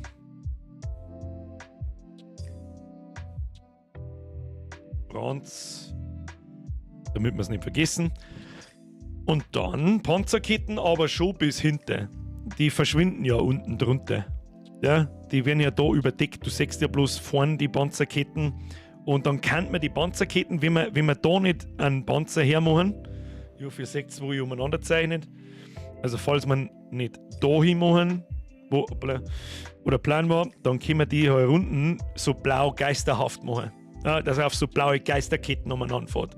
War der Besuch beim Muck die Saison oder letzte? Die war letzte Saison. Der Cordyceps macht ja eher so Reelen. Was? Birgers, erst wieder kannst du den Klicker ein T-Shirt anziehen, so wie I Heart Schwammeln? Ich weiß es nicht. Ne? Das ist doch du sagen, wenn der ums Eck schaut. Außerdem mag der eher I Heart pfeifende Frauen. Ich meine, das wird ein bisschen schwierig, das B6 zu erkennen, kann mit Farbe vielleicht geregelt werden. Habe ich teilweise schon probiert, dass es mit habe ich mir nämlich dann auch gedacht. Wenn ich da jetzt auszoome, es wird dann extrem schwierig, den Sechser zu erkennen, wenn da alles voll gewuselt ist. Darum müssen die Elemente, die da drauf sind, eine ähnliche Farbe haben wie der Sechser und das B. Letztes Jahr habe ich es so gemacht, der Fünfer an sich ist orange-gelb und seine Rückseiten ist so blau.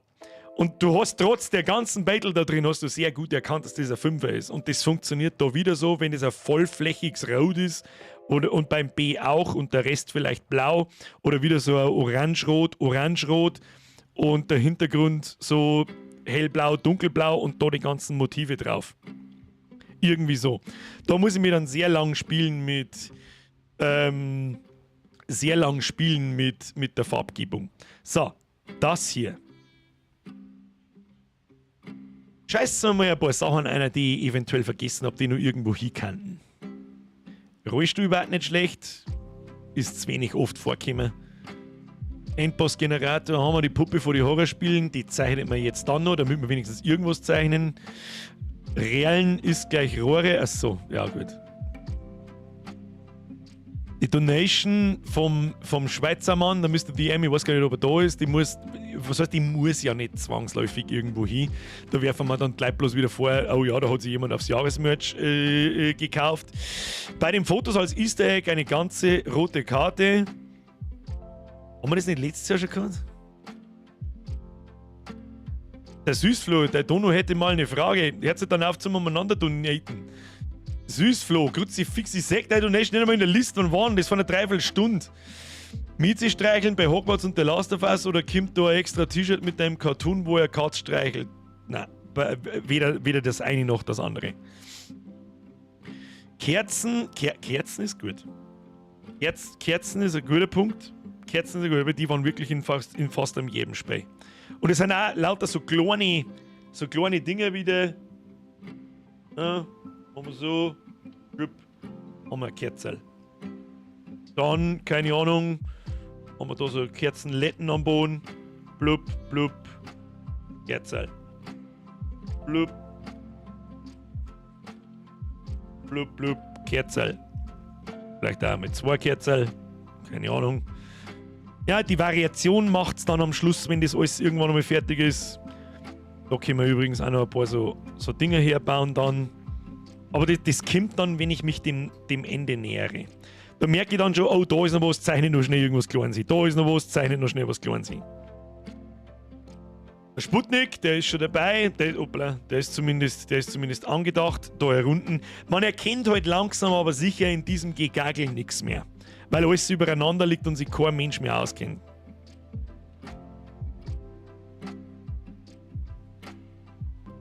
Battle Brothers, die habe ich nicht vergessen, aber es ist halt einfach nicht drauf, ich weiß halt nicht wohin. Außer man macht da so einen kleinen Strichmanschgal sprenge her. Battle Brothers ist ja ganz klar so und macht so.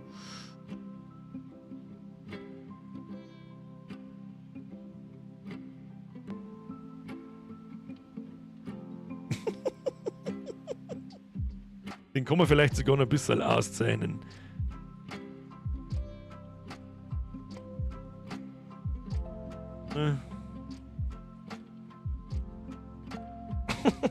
Das spreng ich. Ja, jetzt habe ich einen zu großen. Mei, was ist denn mit dem Ding während der.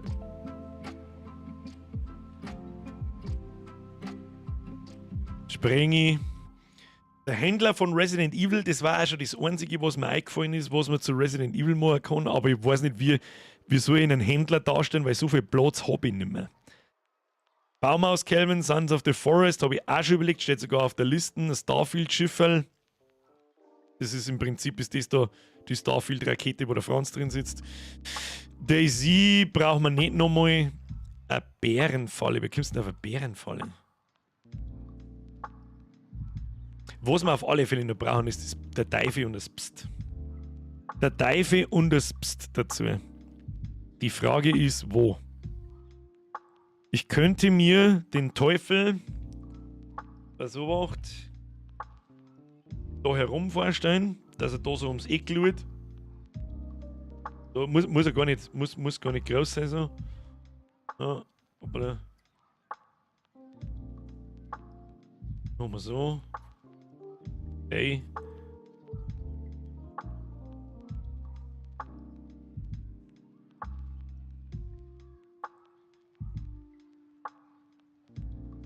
Ja. Das ist, glaube ich, ein guter Platz. Sehr schön. Der steht auch auf der Liste übrigens. Ein Vogel. Ja. Immer eigentlich so hier machen. 2 Flieger die. Und irgendwo braucht man nur eine kleine Kloschüssel, wo der Vogel drin liegt. Ein ChatGPT wie ein nackig Roy. Ein BD-1 habe ich auch auf der Liste gehabt. Ich weiß nicht, ob ich noch mehr Star Wars auf diesem Motiv haben will, weil sonst wird es mir wahrscheinlich wirklich wegstrichen. Wo war der? Darf ich nur mal gleich? Von Paranormal VHS. Was ist mit It's okay? It's okay? Gar nichts ist okay. Das war vor 3 Jahren, Alter. Es geht nur ums letzte Jahr. Es geht nur die letzten 12 Monate. Brechstangen? Gut, die Brechstangen kann man noch irgendwo hinlegen, ja.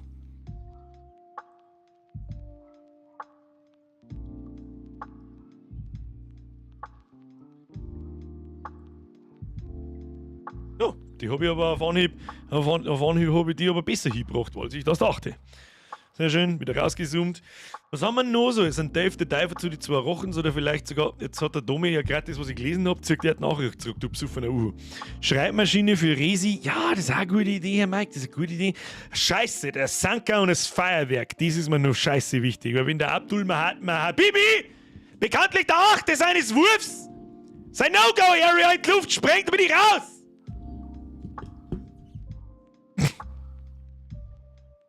Alan Wake, ja, wird natürlich schwierig unterzubringen, das haben wir noch nicht recht lang gespielt, aber auch Taschenlampen. Einfache Taschenlampen. Warte mal. Wenn jetzt das wieder nicht.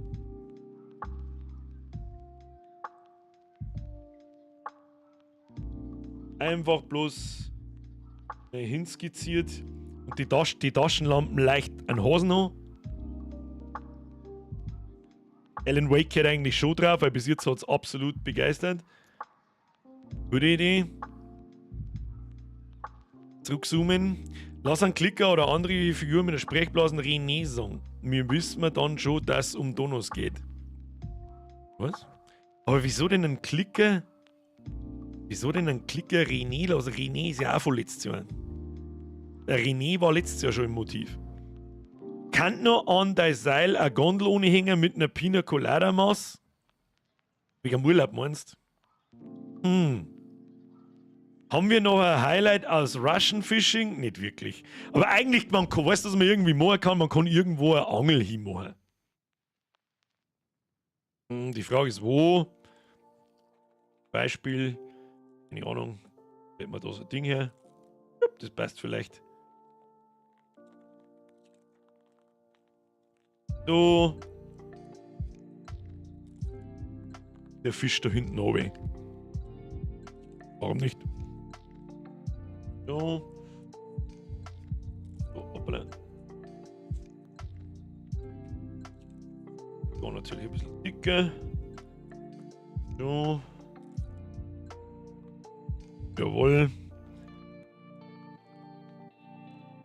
Vielleicht kommen wir es aber. Also, ein bisschen. Hoppala. Vielleicht kann man es aber ein bisschen spannender gestalten, indem dass man.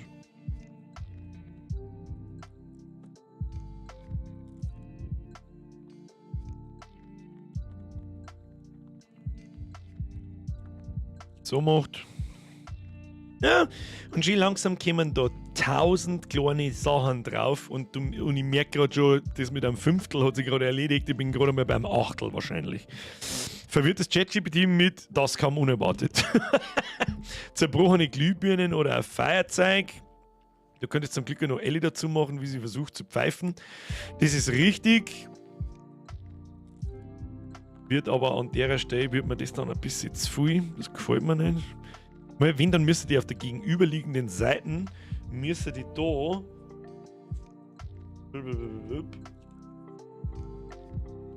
Dann schaut dort Ellie führen. Also sie geben mir so ein Zipfel. Und dann machen wir da so. Pft.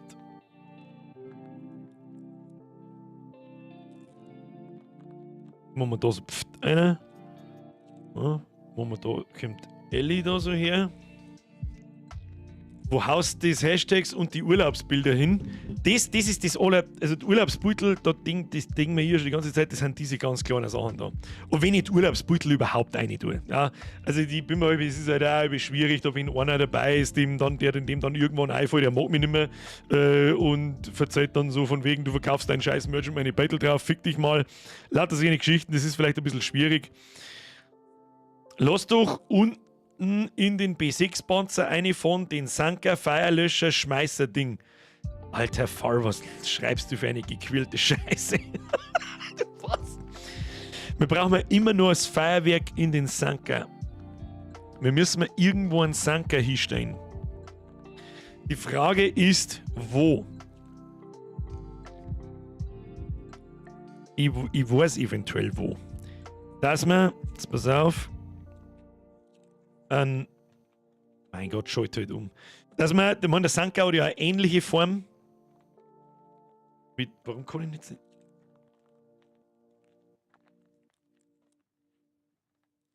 Ja, im Prinzip ist bloß ein scheiß Kasten.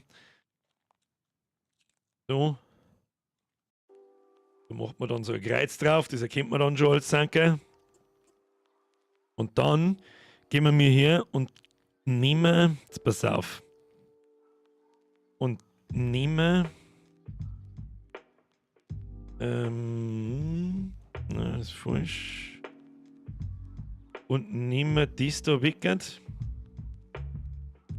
Es war eigentlich eins, das waren so die letzten großen Videos, was heißt große Videos? Das sind die letzten Kruzifix-Videos, wenn man so will. Und gehen wir da her.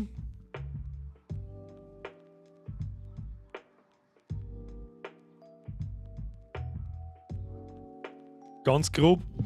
Und machen wir so eine Feuerwerksraketenabschussbasis. Machen wir jetzt einfach so 9 so Löcher. Und da haben Raketen drin. So spitzenmäßig. So. Und da fliegen ein paar. Also man ähnlich wie beim Blitz. So. Und da fliegen dann einzelne, dass man erkennt, dass Feuerwerksraketen sind, fliegen dann da so rum. Mittendrin einfach. Eigentlich gar keine schlechte Idee.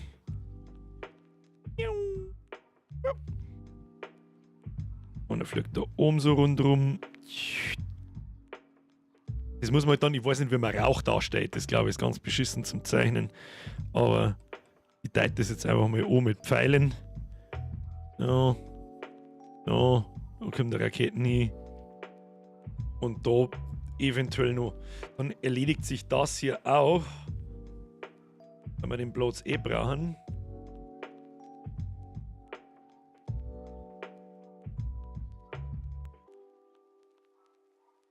Einfach bloß schnell hingeschissen. So, da fangen die Raketen zum Fliegen an.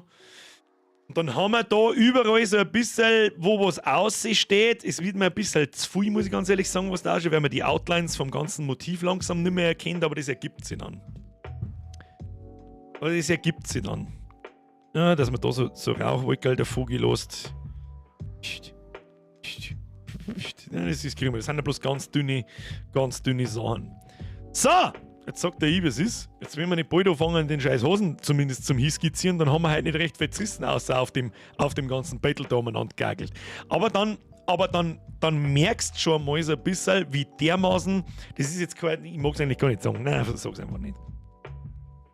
Sag's einfach nicht, weil es hört sich irgendwie auch so ein bisschen noch gejammert an. Sag ich, es macht ja Spaß, es ist ja geil, das ist ja, ich mag das ja. Sonst da ist nicht. Aber mittlerweile, da ist schon, es ist ja jetzt ja dasselbe Dilemma. Ich kriege viel eine, viel kriege ich nicht eine. Es ist halt immer das Gleiche. Und der Rest ergibt sich dann, wenn einmal die wichtigsten Battle drin sind, da ist noch ein Pflege, was kommen da? Oh, jetzt ist mir das noch eingefallen. Oh mein Gott, jetzt ist mir das noch eingefallen. Oh mein Gott, jetzt ist mir das noch eingefallen. So, jetzt machen wir zu. Und jetzt sage ich dir was. Jetzt probieren wir, den Holzhasen hinzukriegen. Achtung! Wir öffnen die Vorlage. So gehe ich auch übrigens vor, wenn ich wenn ich ein neues Battle mache. Ich mache mir immer, ich habe da so meine Vorlage, 50 auf 50 cm, 300 dpi, wähle dann da irgendwo grob einen Robton aus, das ist jetzt nicht der gleiche wie sonst. Dann wird einmal kurz eine Malebene erstellt unter Oberzong, dann wird kurz angetestet, jawohl. Ich schaue auf, was mir ein bisschen nervt ist, jetzt geht mein Stream Deck überhaupt nicht mehr. Was ist denn mit dem Scheißding, Mann? Also währenddessen OBS läuft, hat es offensichtlich Probleme, weil es nicht weiß, wie sie sich verhalten sollen. Warte mal, jetzt machen wir das Ding einmal auf da. Vielleicht wird es dann besser. Gehen wir wieder in Krita rein. Nein, jetzt mag es einfach nicht mehr. Mag es einfach nicht mehr. Okay, jetzt ist es wieder da. Okay, machen wir so. Machen wir wieder groß. Groß. Die Gagel. Jawohl. So, da sind wir. Es ist ein bisschen komisch. Seht ihr eigentlich meinen Mauszeiger da um von schon, aber nur wenn ich ihn bewege. Okay. So, wie ich schon gesagt habe, manchmal benutze ich natürlich, das habe ich jetzt für den Stream hergekriegt, ja, ich habe gewusst, dass wir mir den halt zeichnen. Den kann ich natürlich nicht aus dem Stegreif zeichnen, darum machen wir mir das so.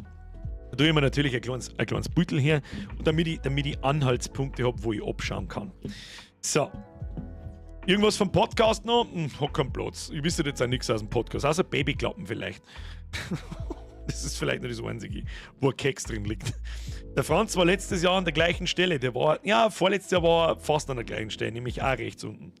Da war er rechts unten, aber seit letztem Jahr ist er links unten. Hat jemand das sich Wiederholende erkannt. So, wir haben ja gesagt, der kleine Horst, der soll ja erstens schon mal sitzen und so. Also nochmal abpausen kann ja jeder. Das ist mir zu billig. Ich hätte ihn gerne an der Kante sitzen. Darum ist das Erste, was ich jetzt einmal tue, ich mache mir jetzt einmal so eine isometrische Linie ein, wo ich weiß, ja, das ist im Prinzip so ein Kanten grob, wo er sitzen kann. Hat man ein bisschen sauber, dann sollte man es schon mal so. Ja, damit man die Perspektive ein bisschen eintrichtert. Ich habe unfassbar krasse Probleme, Charaktere perspektivisch zu zeichnen. Früher habe ich das immer so gemacht, ich habe die einfach von vorn gezeichnet und habe es dann auf das Isometrische draufgesetzt und mir gedacht, ja, wird schon passen.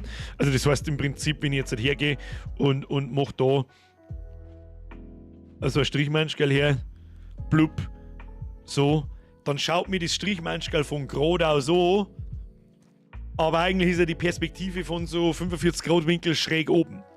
Das heißt, mein Zurück-Button geht schon wieder nicht. Ich habe mir mal so, das ist allerdings schon letztes Jahr gewesen, so Zeichentutorials angeschaut und da hat es immer geheißen, denke in Formen.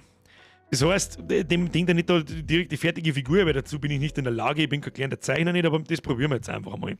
Und zwar übersetzt alles, hoppala, den einmal da unten drunter, übersetzt alles in Formen. Da, der Hase, sein Kopf ist eine Kugel. Also nicht ein Kreis, sondern eine Kugel. Dann haben wir da herunten einen kleinen Zylinder. Dann haben wir da eine Art Quader,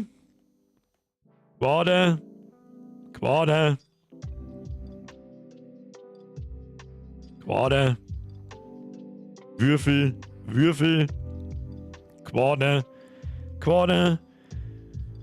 Scheinbar auch nichts anderes wie ein Quader und das da, weiß jetzt auch nicht, wie man das nennt, eine langgezogene Kugel, keine Ahnung. So, und die setzen wir jetzt da an die Kanten hin. Wie wir das machen, weiß ich auch nicht, aber wir werden es jetzt einfach mal probieren. Also, das heißt, wir brauchen im Prinzip, erst einmal ist seine Hosen wichtig. Das ist eigentlich, glaube ich, das Schwierigste so. Das heißt, jetzt passen wir an, können wir es auch strichmanschgalmäßig probieren einmal. So, Gelenk. Oberschenkel, Knie, Habenhasen, Kniescheiben. Keine Ahnung. So. Und dann geht's da zusammen. Dann geht da der Körper so in T. So. Oder eigentlich besser gesagt da so. Ein bisschen was ausradieren.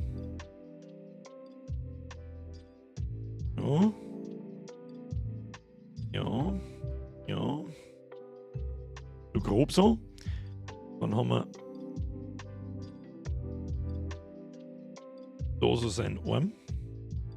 Wie lange haben denn die Arme? 2 Elemente, gell? Und so. Dann da so.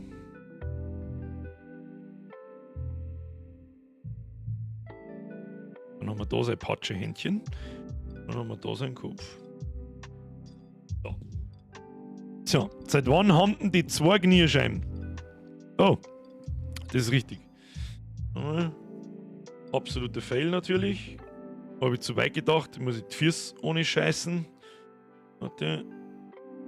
So. So. Aber der untere Teil von seinen Füßen ist ja viel länger. Warte mal.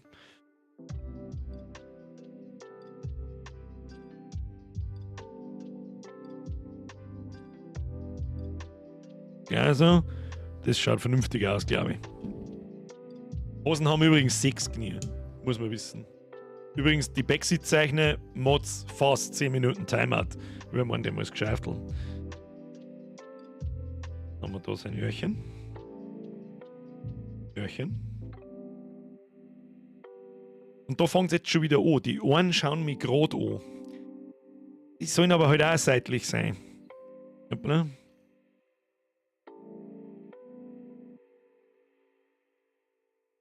Gehen wir jetzt mal ein bisschen weiter rein. Mal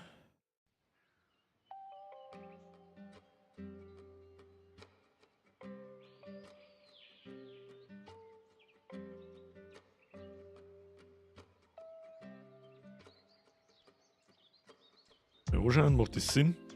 Nicht so 100%ig.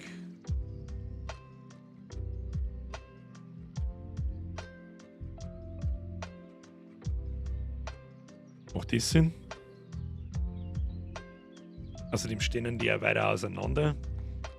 Haben wir noch komplett weg da. Oh. Ja, das ist jetzt ein bisschen herumgepimmelt. So. Machen wir es doch ganz anders.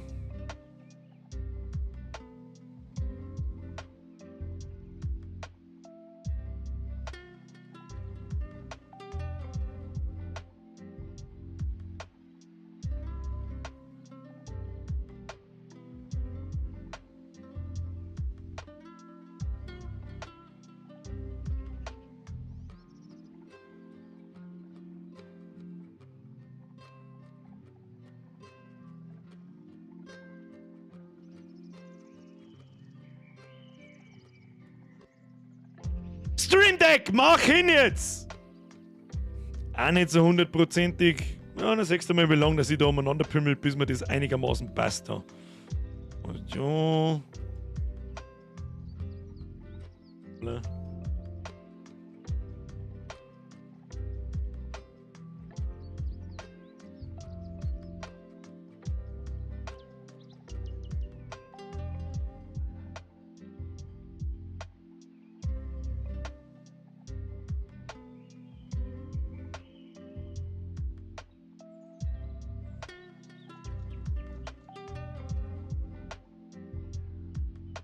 Ja, gefällt mir auch noch nicht so 100%ig. Der ist irgendwie schief. Aber gut, das ist ja sowieso bloß eine Vorlage. Jetzt bei so Wort. Vielleicht werden wir uns leichter, wenn wir ihm dann das Gesicht ins Gesicht malen. So, Phase 2. Das ist einmal so die grobe Körperhaltung, die ich haben will. Jetzt gehe ich her und lösche erst einmal den Scheiß da herum, den wir da drüber gemalt haben. Das brauchen wir nicht mehr. Weg damit. Und dann müsste eigentlich das so gehen. Ja, Shift. Machen wir den erst einmal ganz groß. Machen wir den erst einmal riesengroß. Wieso snappt der? Was ist mit ihm? Was ist mit ihm? Okay, passt. Die Querlinie brauchen wir auch nicht mehr. Das heißt, die blenden wir aus. Wunderbar. Jetzt stellen wir den Huhn ganz durchsichtig. So, machen wir eine neue Ebene. Dann nehmen wir ein Brushy. Genau. So. Und jetzt gehen wir uns etwas detailliertere Zeichnen hinan. Jetzt brauchen wir seinen Kopf, der ist ein bisschen schmäler als unten. Jetzt probieren wir einfach mal. Wie gesagt, ist ja nur die Vorskizze. Ja. Und ab da wird er dann ein bisschen Dicker so. Ja, ja, ja. So, dann hat er da seinen Knopf. Dann hat er da einen Knopf an. Und da einen Knopf an. Machen wir so und so. Das schaut schon mal gut aus. Dann hat er da seine fetten Wimpern. Und er hat da so eine Wölbung. Da so eine Wölbung und dann wird er schon. Ja, wird er schon. So. Und dann hat er 3 Schnur. So, die ist ein bisschen. Oh nein, das war ein bisschen dick. Na! Mein Kruzifix, du scheißbehinderter Scheißkasten! Fuck you!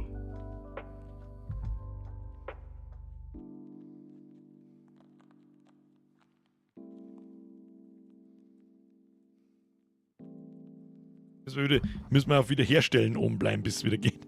Kruzifixer, jetzt hätte ich hergeschissen, ich schwöre schon. Was ist jetzt hier auf Zoomen drücken? Wieso da? Ohne Scheiß, das hat hundertprozentig damit zum tun, dass da parallel ein scheißbehinderte OBS-Track off ist und das Stream Deck nicht weiß, mit wem es kommunizieren soll. Du sollst darauf reagieren, was ich da eingebe, du Mongo-Scheißding! Das tut es nämlich normalerweise nicht, wenn ich ohne OBS Livestream. Wobei, ich lasse ja OBS beim Zeichnen immer laufen, weil ich mich ja aufnehme beim Zeichnen. Ich rauscht das.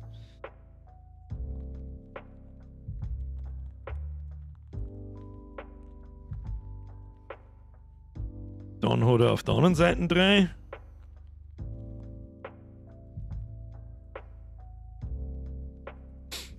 Und dann haben wir da schon mal beieinander. Wieder Opa geil, merci wieder ein Zwickel-Timmy-Boy, merci wieder ein Euro, Bierman, merci wieder eine 6-3. Hoppala. So. Also der Leffi wollte man eigentlich ganz gut, den können wir eigentlich direkt so fast übernehmen. Aber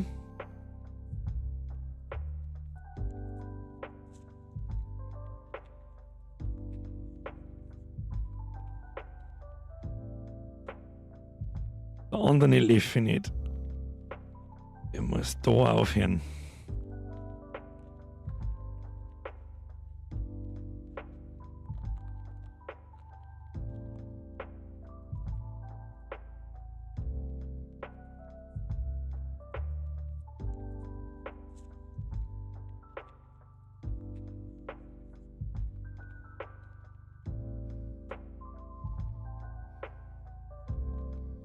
Schauen wir mal.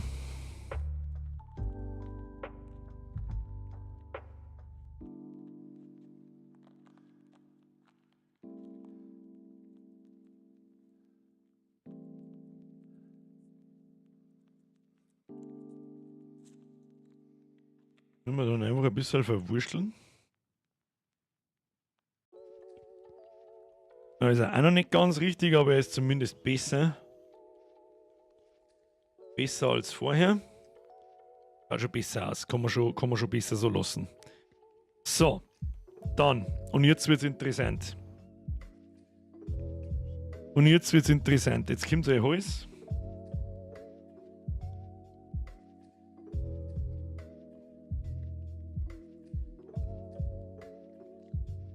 Und seine Schultern. Ist die Frage, wie man das macht. Dann hat er da so einen Kragen dran.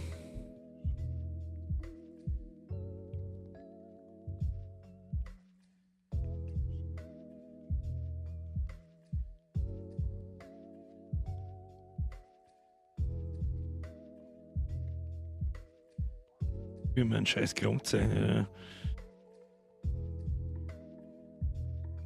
Ja, das fällt am Schluss sowieso keiner auf, weil der relativ klar wird. So. So. So.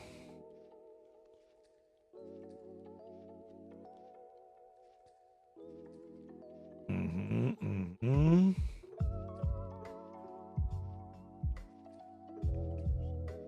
müssen wir viel schmäler machen, viel schmäler, so. Ja. Ja. Geht sie hier. Ungefähr bis da.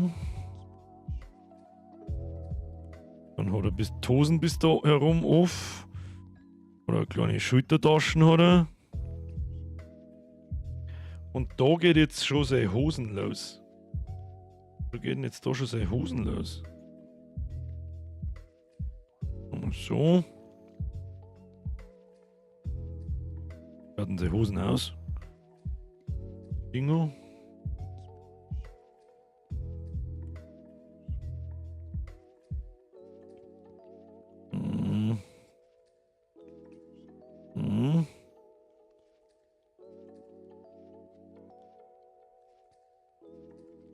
Dann kommen seine gestungenen Heutaxen.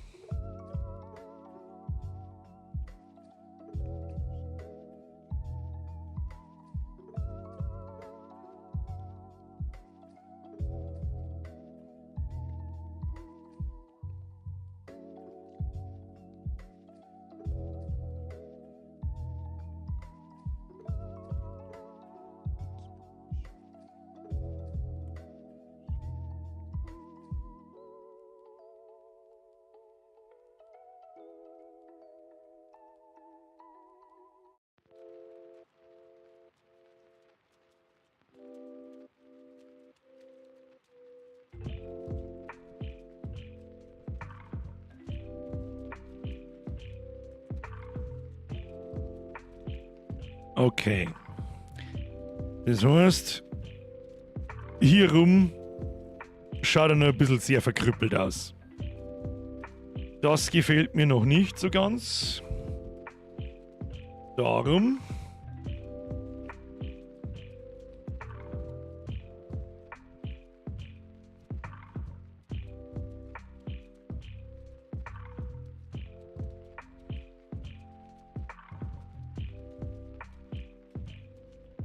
Wie gesagt, ist alles nur Skizze.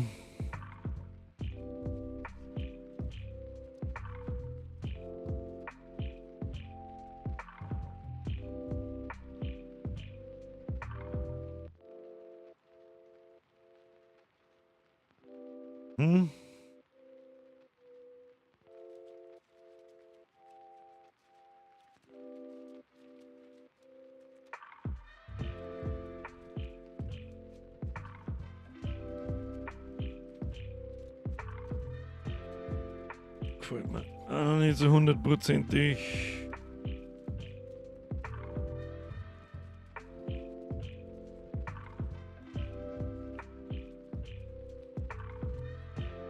Schauen denn seine Bratzen aus, die sind eigentlich auch so ein bisschen dicker, ne, gell? Oder da so Verbindungsdinger drin. Ja. Oh no.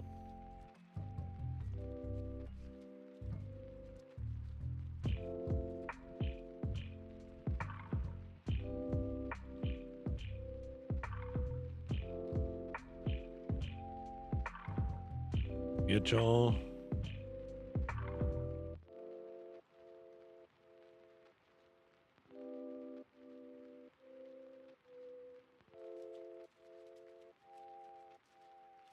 Ja, da kann ich nicht so viel schmerzen, weil ich mich einigermaßen konzentrieren muss.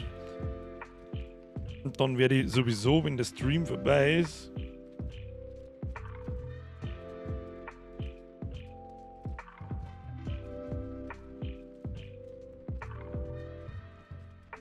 bisschen gar dünn.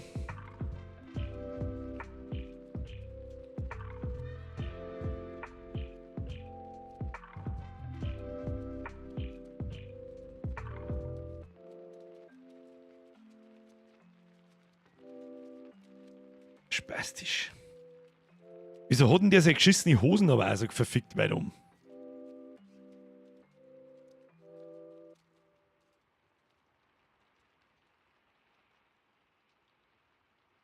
Passt überhaupt nicht. Der ganze scheiß Oberkörper passt da nicht. Das Sitzen passt überhaupt nicht. Das ist, ja, wie gesagt, ich habe ganz massive Problemchen aus freier Hand diese Charaktere zum Zeichnen. Hoppla. Mein Steam Deck funktioniert halt auch nicht gescheit. Ich kann nicht zwischen Radiere und scheiß Stift umschalten! Kruzifix nochmal! Krieg ich's kotzen mit der Scheiße. Das muss ich... Ja, der kommt da so... Na. Genau. Und dann kann sowas auch mal ganz furchtbar schnell passieren, dass man Folgendes macht. Da drückt man auf das X. Möchten Sie es speichern? Nein. Fertig ausarmen. Da werde ich noch sehr lang sitzen. Vor allem, ich muss einen Necromancer zeichnen, ich muss den Hosen zeichnen, ich muss die Layer zeichnen in Perspektive und alle in derselben Perspektive. Hier wird jeder Stream zum Raid-Stream. Ja, ist auch so. Sag ich dir, wie es ist. Sag ich dir, wie es ist. Ne? Gefällt mir so nicht, wird gelöscht und dann biege ich normalerweise auch ab. Dann muss ich mir jetzt ein paar, ich sag das, was ist, Battle anschauen mit so einer Perspektive, vor allem mit, was auch schwierig ist, immer das erste Mal, wenn's lang nicht eingezeichnet hast ins Viech, dass die Proportionen passen, vor allem bei so Viecher, wo Haxen einmal zu lang sind, zu kurz sind, Arm länger sind, wie es normal sind und lauter so ein Scheiß. Es dauert ewig. Pitt, wie lange hast du den Stream geplant? Tja, es ist 5 vor 10, was meinst du, wie lange dass ich den geplant habe? Nachdem ich gerade gerage-quittet habe. Ja! Es ist einfach nicht ganz ehrlich, was mich ganz hart triggert, ist, dass das Steam Deck tut, was es will. Das bin ich nicht gewohnt, wenn ich nicht drauf drücke und es passiert nicht sofort was. Ich kann einen Radierer nicht einschalten, ich kann einen Radierer nicht ausschalten, ich kann nicht wechseln zwischen Linien, ohne dass irgendwas kaputt geht. Da krieg ich's Kotzen. Kaputtes Steam Deck im Jahresmerch? Nein. Eventuell, wenn ich Bock hab. Da könnt ihr mir jetzt wahrscheinlich vorschlagen, was ihr wollt. Ich hab keinen Bock. Schädel vom Hose etwas nach vor, das, bei dem Hose noch gar nichts passt. Der Kopf an sich, der hat einigermaßen passt, aber mit dem Körper. Gell. Aber was zeichnest du auf Tablet? Nein, auf einem Monitor. Die Frage kam vor dem Rage Quit. Okay. Ich weiß nicht, ich habe den Chat nicht sehr verfolgt. Vielleicht, weil der Stream noch da ist. Was tut das drum aus dem Fenster jieten? Ist ja nicht mehr weit hin. Ja, das ist extrem ärgerlich. Das hat er nämlich jetzt die ganze Zeit nicht gehabt, wie anderweitig die Dinge gezeichnet habe. Aber wie gesagt, das ist die Krux, warum ich erstens so lange dort sitze. Das ist einmal das Erste. Und das Zweite ist, dass ich halt nicht abpause. Abpausen ist, ganz ehrlich, ist erbärmlich. Und das möchte ich halt nicht. Lieber schaut dann das Battle. Wie soll ich sagen, nehmen wir mal einen Vader nochmal her. Da, nehmen wir mal zum Beispiel, nehmen wir mal das da. Das Vader Battle. Da ist auch, das passt perspektivisch nicht. Ich weiß das. Und er da passt auch nicht hundertprozentig perspektivisch, aber besser wie der Hose. Ja? Da passt auch das, da passt nicht hundertprozentig. Das soll es auch schon, als dass sie so unten an der Raketen festhalten. Das Ding da. Ja, das passt einigermaßen. Die Kopfhaut, die passt auch nicht alles so. Aber das ist, was das ist. Wie oft flippt er denn ohne Stream nebenzu aus? Weiß ich nicht. Da bin ich dann schon ruhiger. Sagen wir es so. Aber ich hasse es, wenn ich im Stream was tue und es haut was nicht hin. Da krieg's Kotzen. Die Schultern waren ein bisschen zu breit, im Original waren es viel schmäler wie sein Kopf. Ja, das war der, weißt du, wo das herkommt? Ich hab doch den Kasten zuerst rundum und ich gemeint, die Schultern müssen nicht so breit werden wie der Kasten. Nein, natürlich nicht. Das soll bloß eine perspektivische Hilfe sein. Ich werde das noch einmal probieren.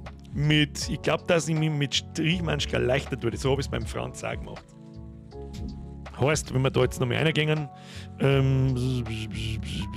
können wir nochmal einmachen, da haben wir die Malebene dazu. Das heißt, ich kann wieder nicht umschalten. Das heißt, Kopf, diesen hier.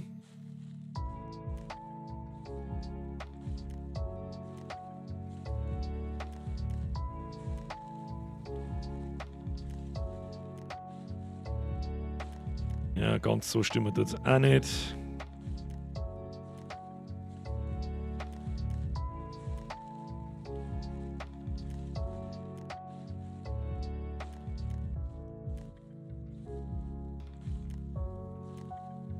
Ja, ihr wisst schon, was ich meine.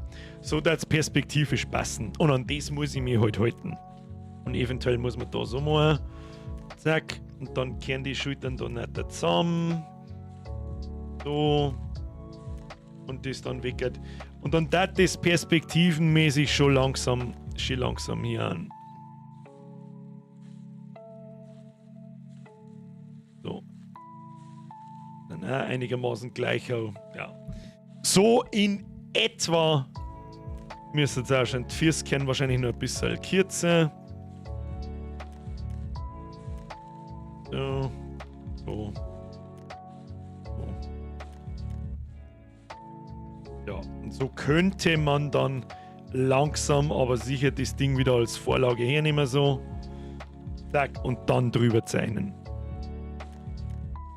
Ja, und das musst halt einfach, diese Perspektive müsste die jetzt 30 Mal zeichnen.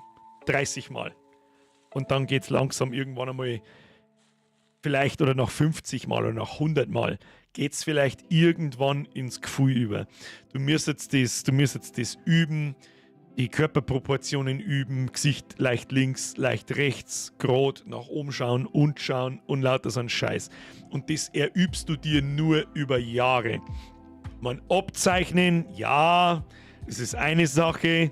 Das sagen wir es auch, wie es ist. Das kann auch jeder zweite Vollidiot, das ist langweilig, aber selbstständig Charaktere in einer bestimmten Pose, wie soll ich sagen, zeichnen ist was anderes.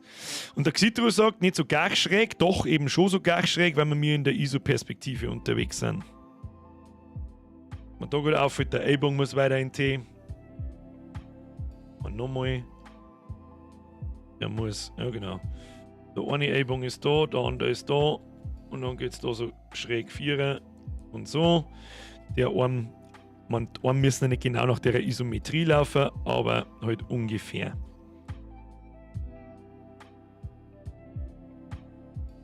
Dann ist da eine Augen, da, oh, stopp. Da das andere Augen, da sein Nosen. Und dann, ich tue mir halt einfach so schwer mit den Schultern, dass die leicht rechts rum, ja, dass die halt leicht gedreht sind. Das ist einfach schwierig. Und da werde ich nicht rundum kommen. Da weiß ich, was ich die ganze restliche Woche mache. Was ist denn das für ein Programm, was du zum Zeichnen benutzt? Krita heißt das, Mr. Netrun. Na, passt mir was zu schräg. Ja, um Gottes Willen, so, im Grunde ist es auch zu schräg. Eine isometrische Ansicht ist auch zu schräg. Aber ich weiß jetzt nicht, ob du vorher schon da warst. Ich mache jetzt das andere Ding noch mehr auf. Hüpp. Schauen wir uns das nochmal schnell an. Damit die Perspektive alles in allem zusammenpasst, muss ich dieselbe schräge Perspektive benutzen, oder ich versuche es zumindest, dieselbe Perspektive benutzen wie halt auf dem Gesamtmotiv, und das ist nun mal das hier. Ja, das schaut jetzt nach Kraut und Ruhm aus. Machen wir das. Ja, müssen wir warten, bis sie sich komplett geladen hat.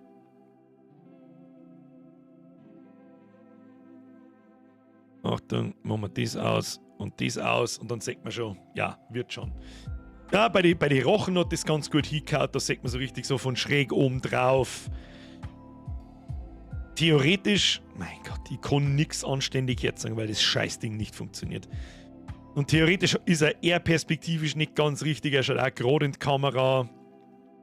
Da, bei Schädel, bei Formen, wie nennt man das, geometrische Formen, die sind ja nichts anderes wie stimmen einfach gerade Linien und so weiter, da tue ich mir recht leicht, ich meine, das ist ja nicht sonderlich schwierig, aber da dann, genau, da soll eben dann der Hoss sitzen, der braucht dann dieselbe schräge Perspektive eben wie das restliche Motiv, damit das einigermaßen zusammenpasst.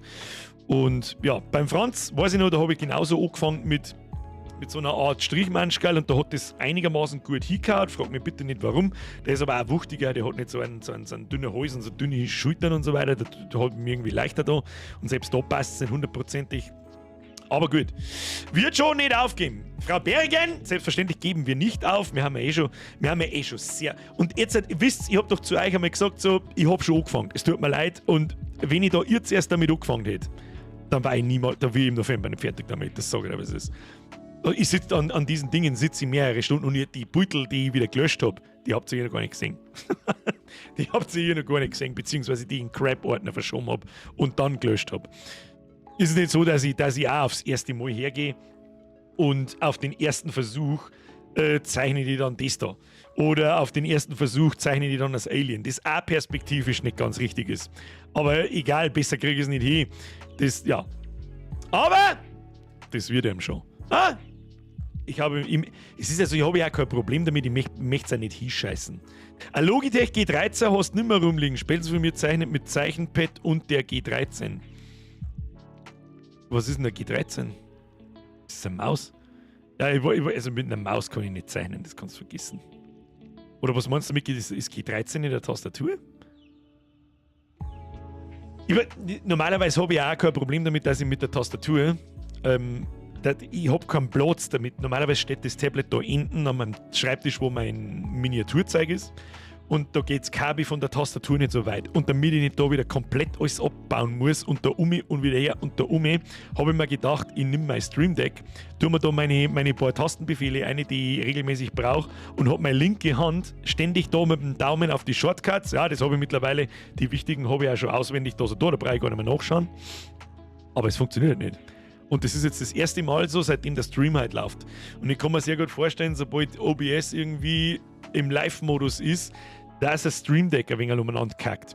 Oder vielleicht geht es jetzt auch einfach wieder, wenn ich einen PC neinstarten, aber das können wir uns halt jetzt gerade nicht leisten.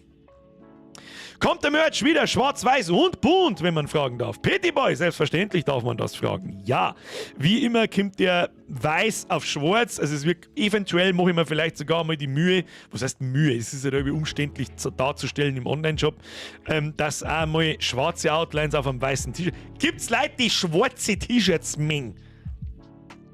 Entschuldigung, weiße T-Shirts mengen. Ich hasse weiße T-Shirts. Schaust nämlich automatisch 15 Kilo schwerer aus. Und dann ich gehe halt immer von mir aus, vielleicht war das auch ein Fehler, dann gibt es dieses Jahr eventuell, ich gucke mal, wünscht sich irgendjemand schwarze Outlines, das Motiv ohne Farbe auf weißem T-Shirt. Das kann man halt sonst nirgendwo draufdrucken. Sechst du nix. Wobei auf ein rotes T-Shirt, grün, alles außer schwarz, eigentlich das schon gehen. Es ist ja das, es kostet mir deswegen ja nicht mehr. Ich brauche ja bloß die Outlines, mache ich sowieso einmal in weiß. Und da kommt es wieder auf ein schwarzes T-Shirt und natürlich auf alle T-Shirts, außer auf ein weißes, weil der weiß sieht man so schlecht. Und Abstimmung brauchen wir da, glaube ich, keine. Ich glaube, wir machen es einfach mal. Und dann schauen wir das so, wie oft dass das bei euch ankommt. Und dann gibt es halt. Jetzt also wurscht, das kostet mir deswegen ja nicht mehr. Ich muss bloß ein zusätzliches Motiv mit schwarzen Outlines machen und dann das begrenzen auf ein paar bestimmte Artikel, wo es halt dann nur helle T-Shirts gibt. Und nicht schwarz, dunkelgrau und so weiter gibt es halt mit dem Motiv dann nicht, weil das macht halt keinen Sinn. Also nicht eine schwarze Linie auf den dunkelgrauen Pulli da, sechst du nicht. Schwarz ist bunt genug, absolut richtig. Ich bin zu ungeschickt für weiße Shirts, viel zu schnell eingesaut. Same hier. Dafür haben wir mir aber einen weißen Hund, der das ganze Jahr so viel hat, dass alles zu spät ist. So, jetzt schalte ich mich wieder um. Ja, leider Gottes, was heißt leider Gottes? Leider Gottes war das jetzt keine sehr große Ausbeute, was wir live jetzt da im Stream zeichnen. Das war sonst immer anders. Normal haben wir wenigstens ein Beutel zusammengebracht. Irgendwie, ich glaube, letztes Jahr war es das God of War Hacke. Da habe ich noch gar nicht gewusst, dass wir das isometrisch machen. Das habe ich dann auch einfach perspektivisch gerade in den Fünfer eindroschen und passt überhaupt nicht da drauf, aber lauter so Sachen. Ja, da werde ich die nächsten Wochen sehr beschäftigt sein. Und das Ding ist, ich muss damit ungefähr in 2 Wochen, maximal spätestens 3, muss ich fertig sein. Und da ich auch nicht unendlich Zeit in meinem Leben habe, ich habe schon viel Zeit, aber auch nicht unendlich Zeit, und ihr habt gesehen, was das für ein zäher Prozess ist da heute. Da steckt schon sehr viel Blut, Schweiß und Tränen drin, aber am Schluss hoffe ich, taugt es euch. Der Bornel Graumer ist jetzt erst dazugekommen, das ist nichts. Ja, da würde ich sagen, der wir uns die Höllenqual jetzt nicht noch länger an. Ist das recht? Ja. Werde ich einfach weitermachen und dann lasst euch überraschen, wenn es fertig ist. Eventuell poste ich ab und zu einmal im Discord den Progress. Und ganz ehrlich, ist mir am Schluss ist mir auch scheißegal, ob da manche Motiv gut ausschaut oder nicht. Die kann so gut zeichnen, wie ich zeichnen kann. Und um das geht es auch gar nicht so. Mir geht es eher darum, dass ich kein schlechtes Gewissen nicht haben muss, wenn ich da, wie soll ich sagen, wenn ich da ein T-Shirt draus mache und einen Preis drauf schreibe. Das ist so das einzige Mal, wo ich dann kein schlechtes Gewissen habe, weil ich weiß, wie viel Zeit drin steckt. Heute ist der Bornelkramer jetzt gekommen, war der Brandner Kasper Imbr. Was? Der Steiner vom Hage sind richtig gut geworden. Die Steiner vom Hage sind aber richtig gut geworden. Was? Einen kleinen Potato kannst du noch einbauen mit Fickhenkelfrisur. Scheiße, was war das gleich wieder? Fickhenkelfrisur weiß ich nicht mehr. Habe später angefangen mit 1,5 Speed, auf einmal ist alles so langsam. Das kenne ich auch. Ich lasse mich aufs Endergebnis überraschen. Gibt es am Freitag einen Stream? Nein, diesen Freitag gibt es keinen Stream. Abgesehen davon kannst du mal Gift drauf nehmen, was ich das ganze Wochenende tun werde, sobald ich sonst nichts mehr zu tun habe. Nämlich das, was ich da gerade gemacht habe. Ab jetzt geht's dann los. Podcast kommt natürlich am Sonntag, den müssten wir. Sitzen wir mit morgen zusammen oder am Freitagmittag? Habe ich schon wieder vergessen. Ich glaube am Freitagmittag. Der Maulfickhenkel-Podcast. Ja, was war der Maulfickhenkel, glaube ich? Von irgendwer. Ja, ich weiß schon noch. Die komischen Frisuren. Wann kommt das Birger Notizbuch als Merch? Was für ein Notizbuch? Es gibt, wenn Spreadshirt sowas hätte, da es schon geben. Weißt du, was mir letztes Mal aufgefallen ist? Es gibt von jedem Scheiß gibt's ein Poster. Bei mir jetzt halt. Ja, von fast jedem Motiv, das irgendwie etwas besonderer ist als manch anderes. Weißt du, wovon was kein Poster gibt? Und es ist mir letztes Mal erst aufgefallen und ich habe mir gedacht so, hä? Wieso nicht? Das ist auch noch was, das müssen wir auch noch irgendwann mal.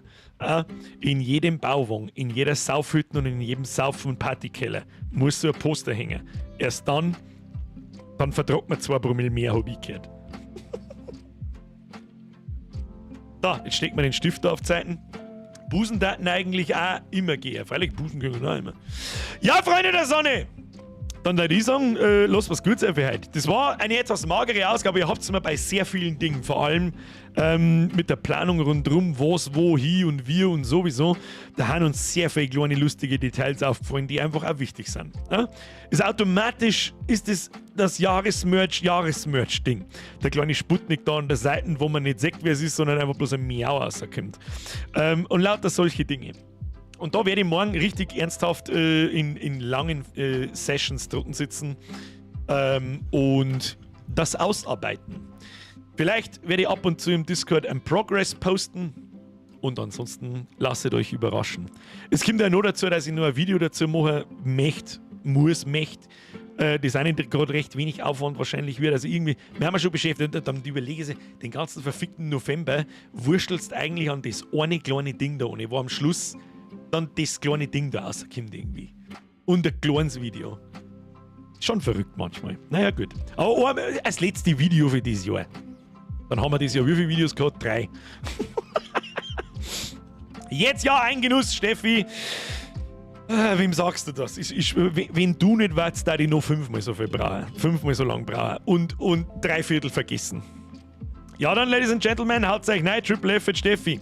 Das darf ich aber auch sagen. Freunde der Sonne, vielen Dank fürs Zuschauen. Es war nicht mal was anderes. Das machen wir aber jedes Jahr für die, die das erste Mal dabei sind. Ich hoffe, es war trotzdem einigermaßen unterhaltsam, vielleicht auch erkenntnisreich. Aha, so macht er das. Blabbeldi, blubbeldi. Und überhaupt sowieso. Dann bedanke ich mich für sämtliche Donations. Danke fürs Zuschauen. Lasst ein Like da, wenn es euch gefallen hat. Bussi auf das Nussi. Danke für die ganzen neuen Mitgliedschaften. Danke für die alten Mitgliedschaften. Press Triple F für die Moderatoren. Und Press Octa F für die Steffi. Ohne die der Jahresmerch in den letzten 3 Jahren nur Viertel so gut geworden war. Dankeschön für alles. Ich wünsche euch vorab ein schönes Wochenende. Das ist auch nicht mehr so unendlich lang hier. Ja, die Hälfte haben wir schon geschafft. Mehr als die Hälfte haben wir schon geschafft. Schleichen Sie sich davon. Wir sehen uns nächsten Mittwoch, 20 Uhr mit Alan Wake 2. Was wir nächsten Mittwoch deren, weiß ich noch nicht. Das entscheide ich dann am Sonntag, wenn ich einen Stream kündige im Discord. Und jetzt schleicht euch! Okta, F, Steffi und den Rest. Okay. Schleichen Sie sich davon. So, ich muss das ganze Setup da wieder abbauen. Das hat sich wieder richtig rentiert. Aber die Ehre miteinander.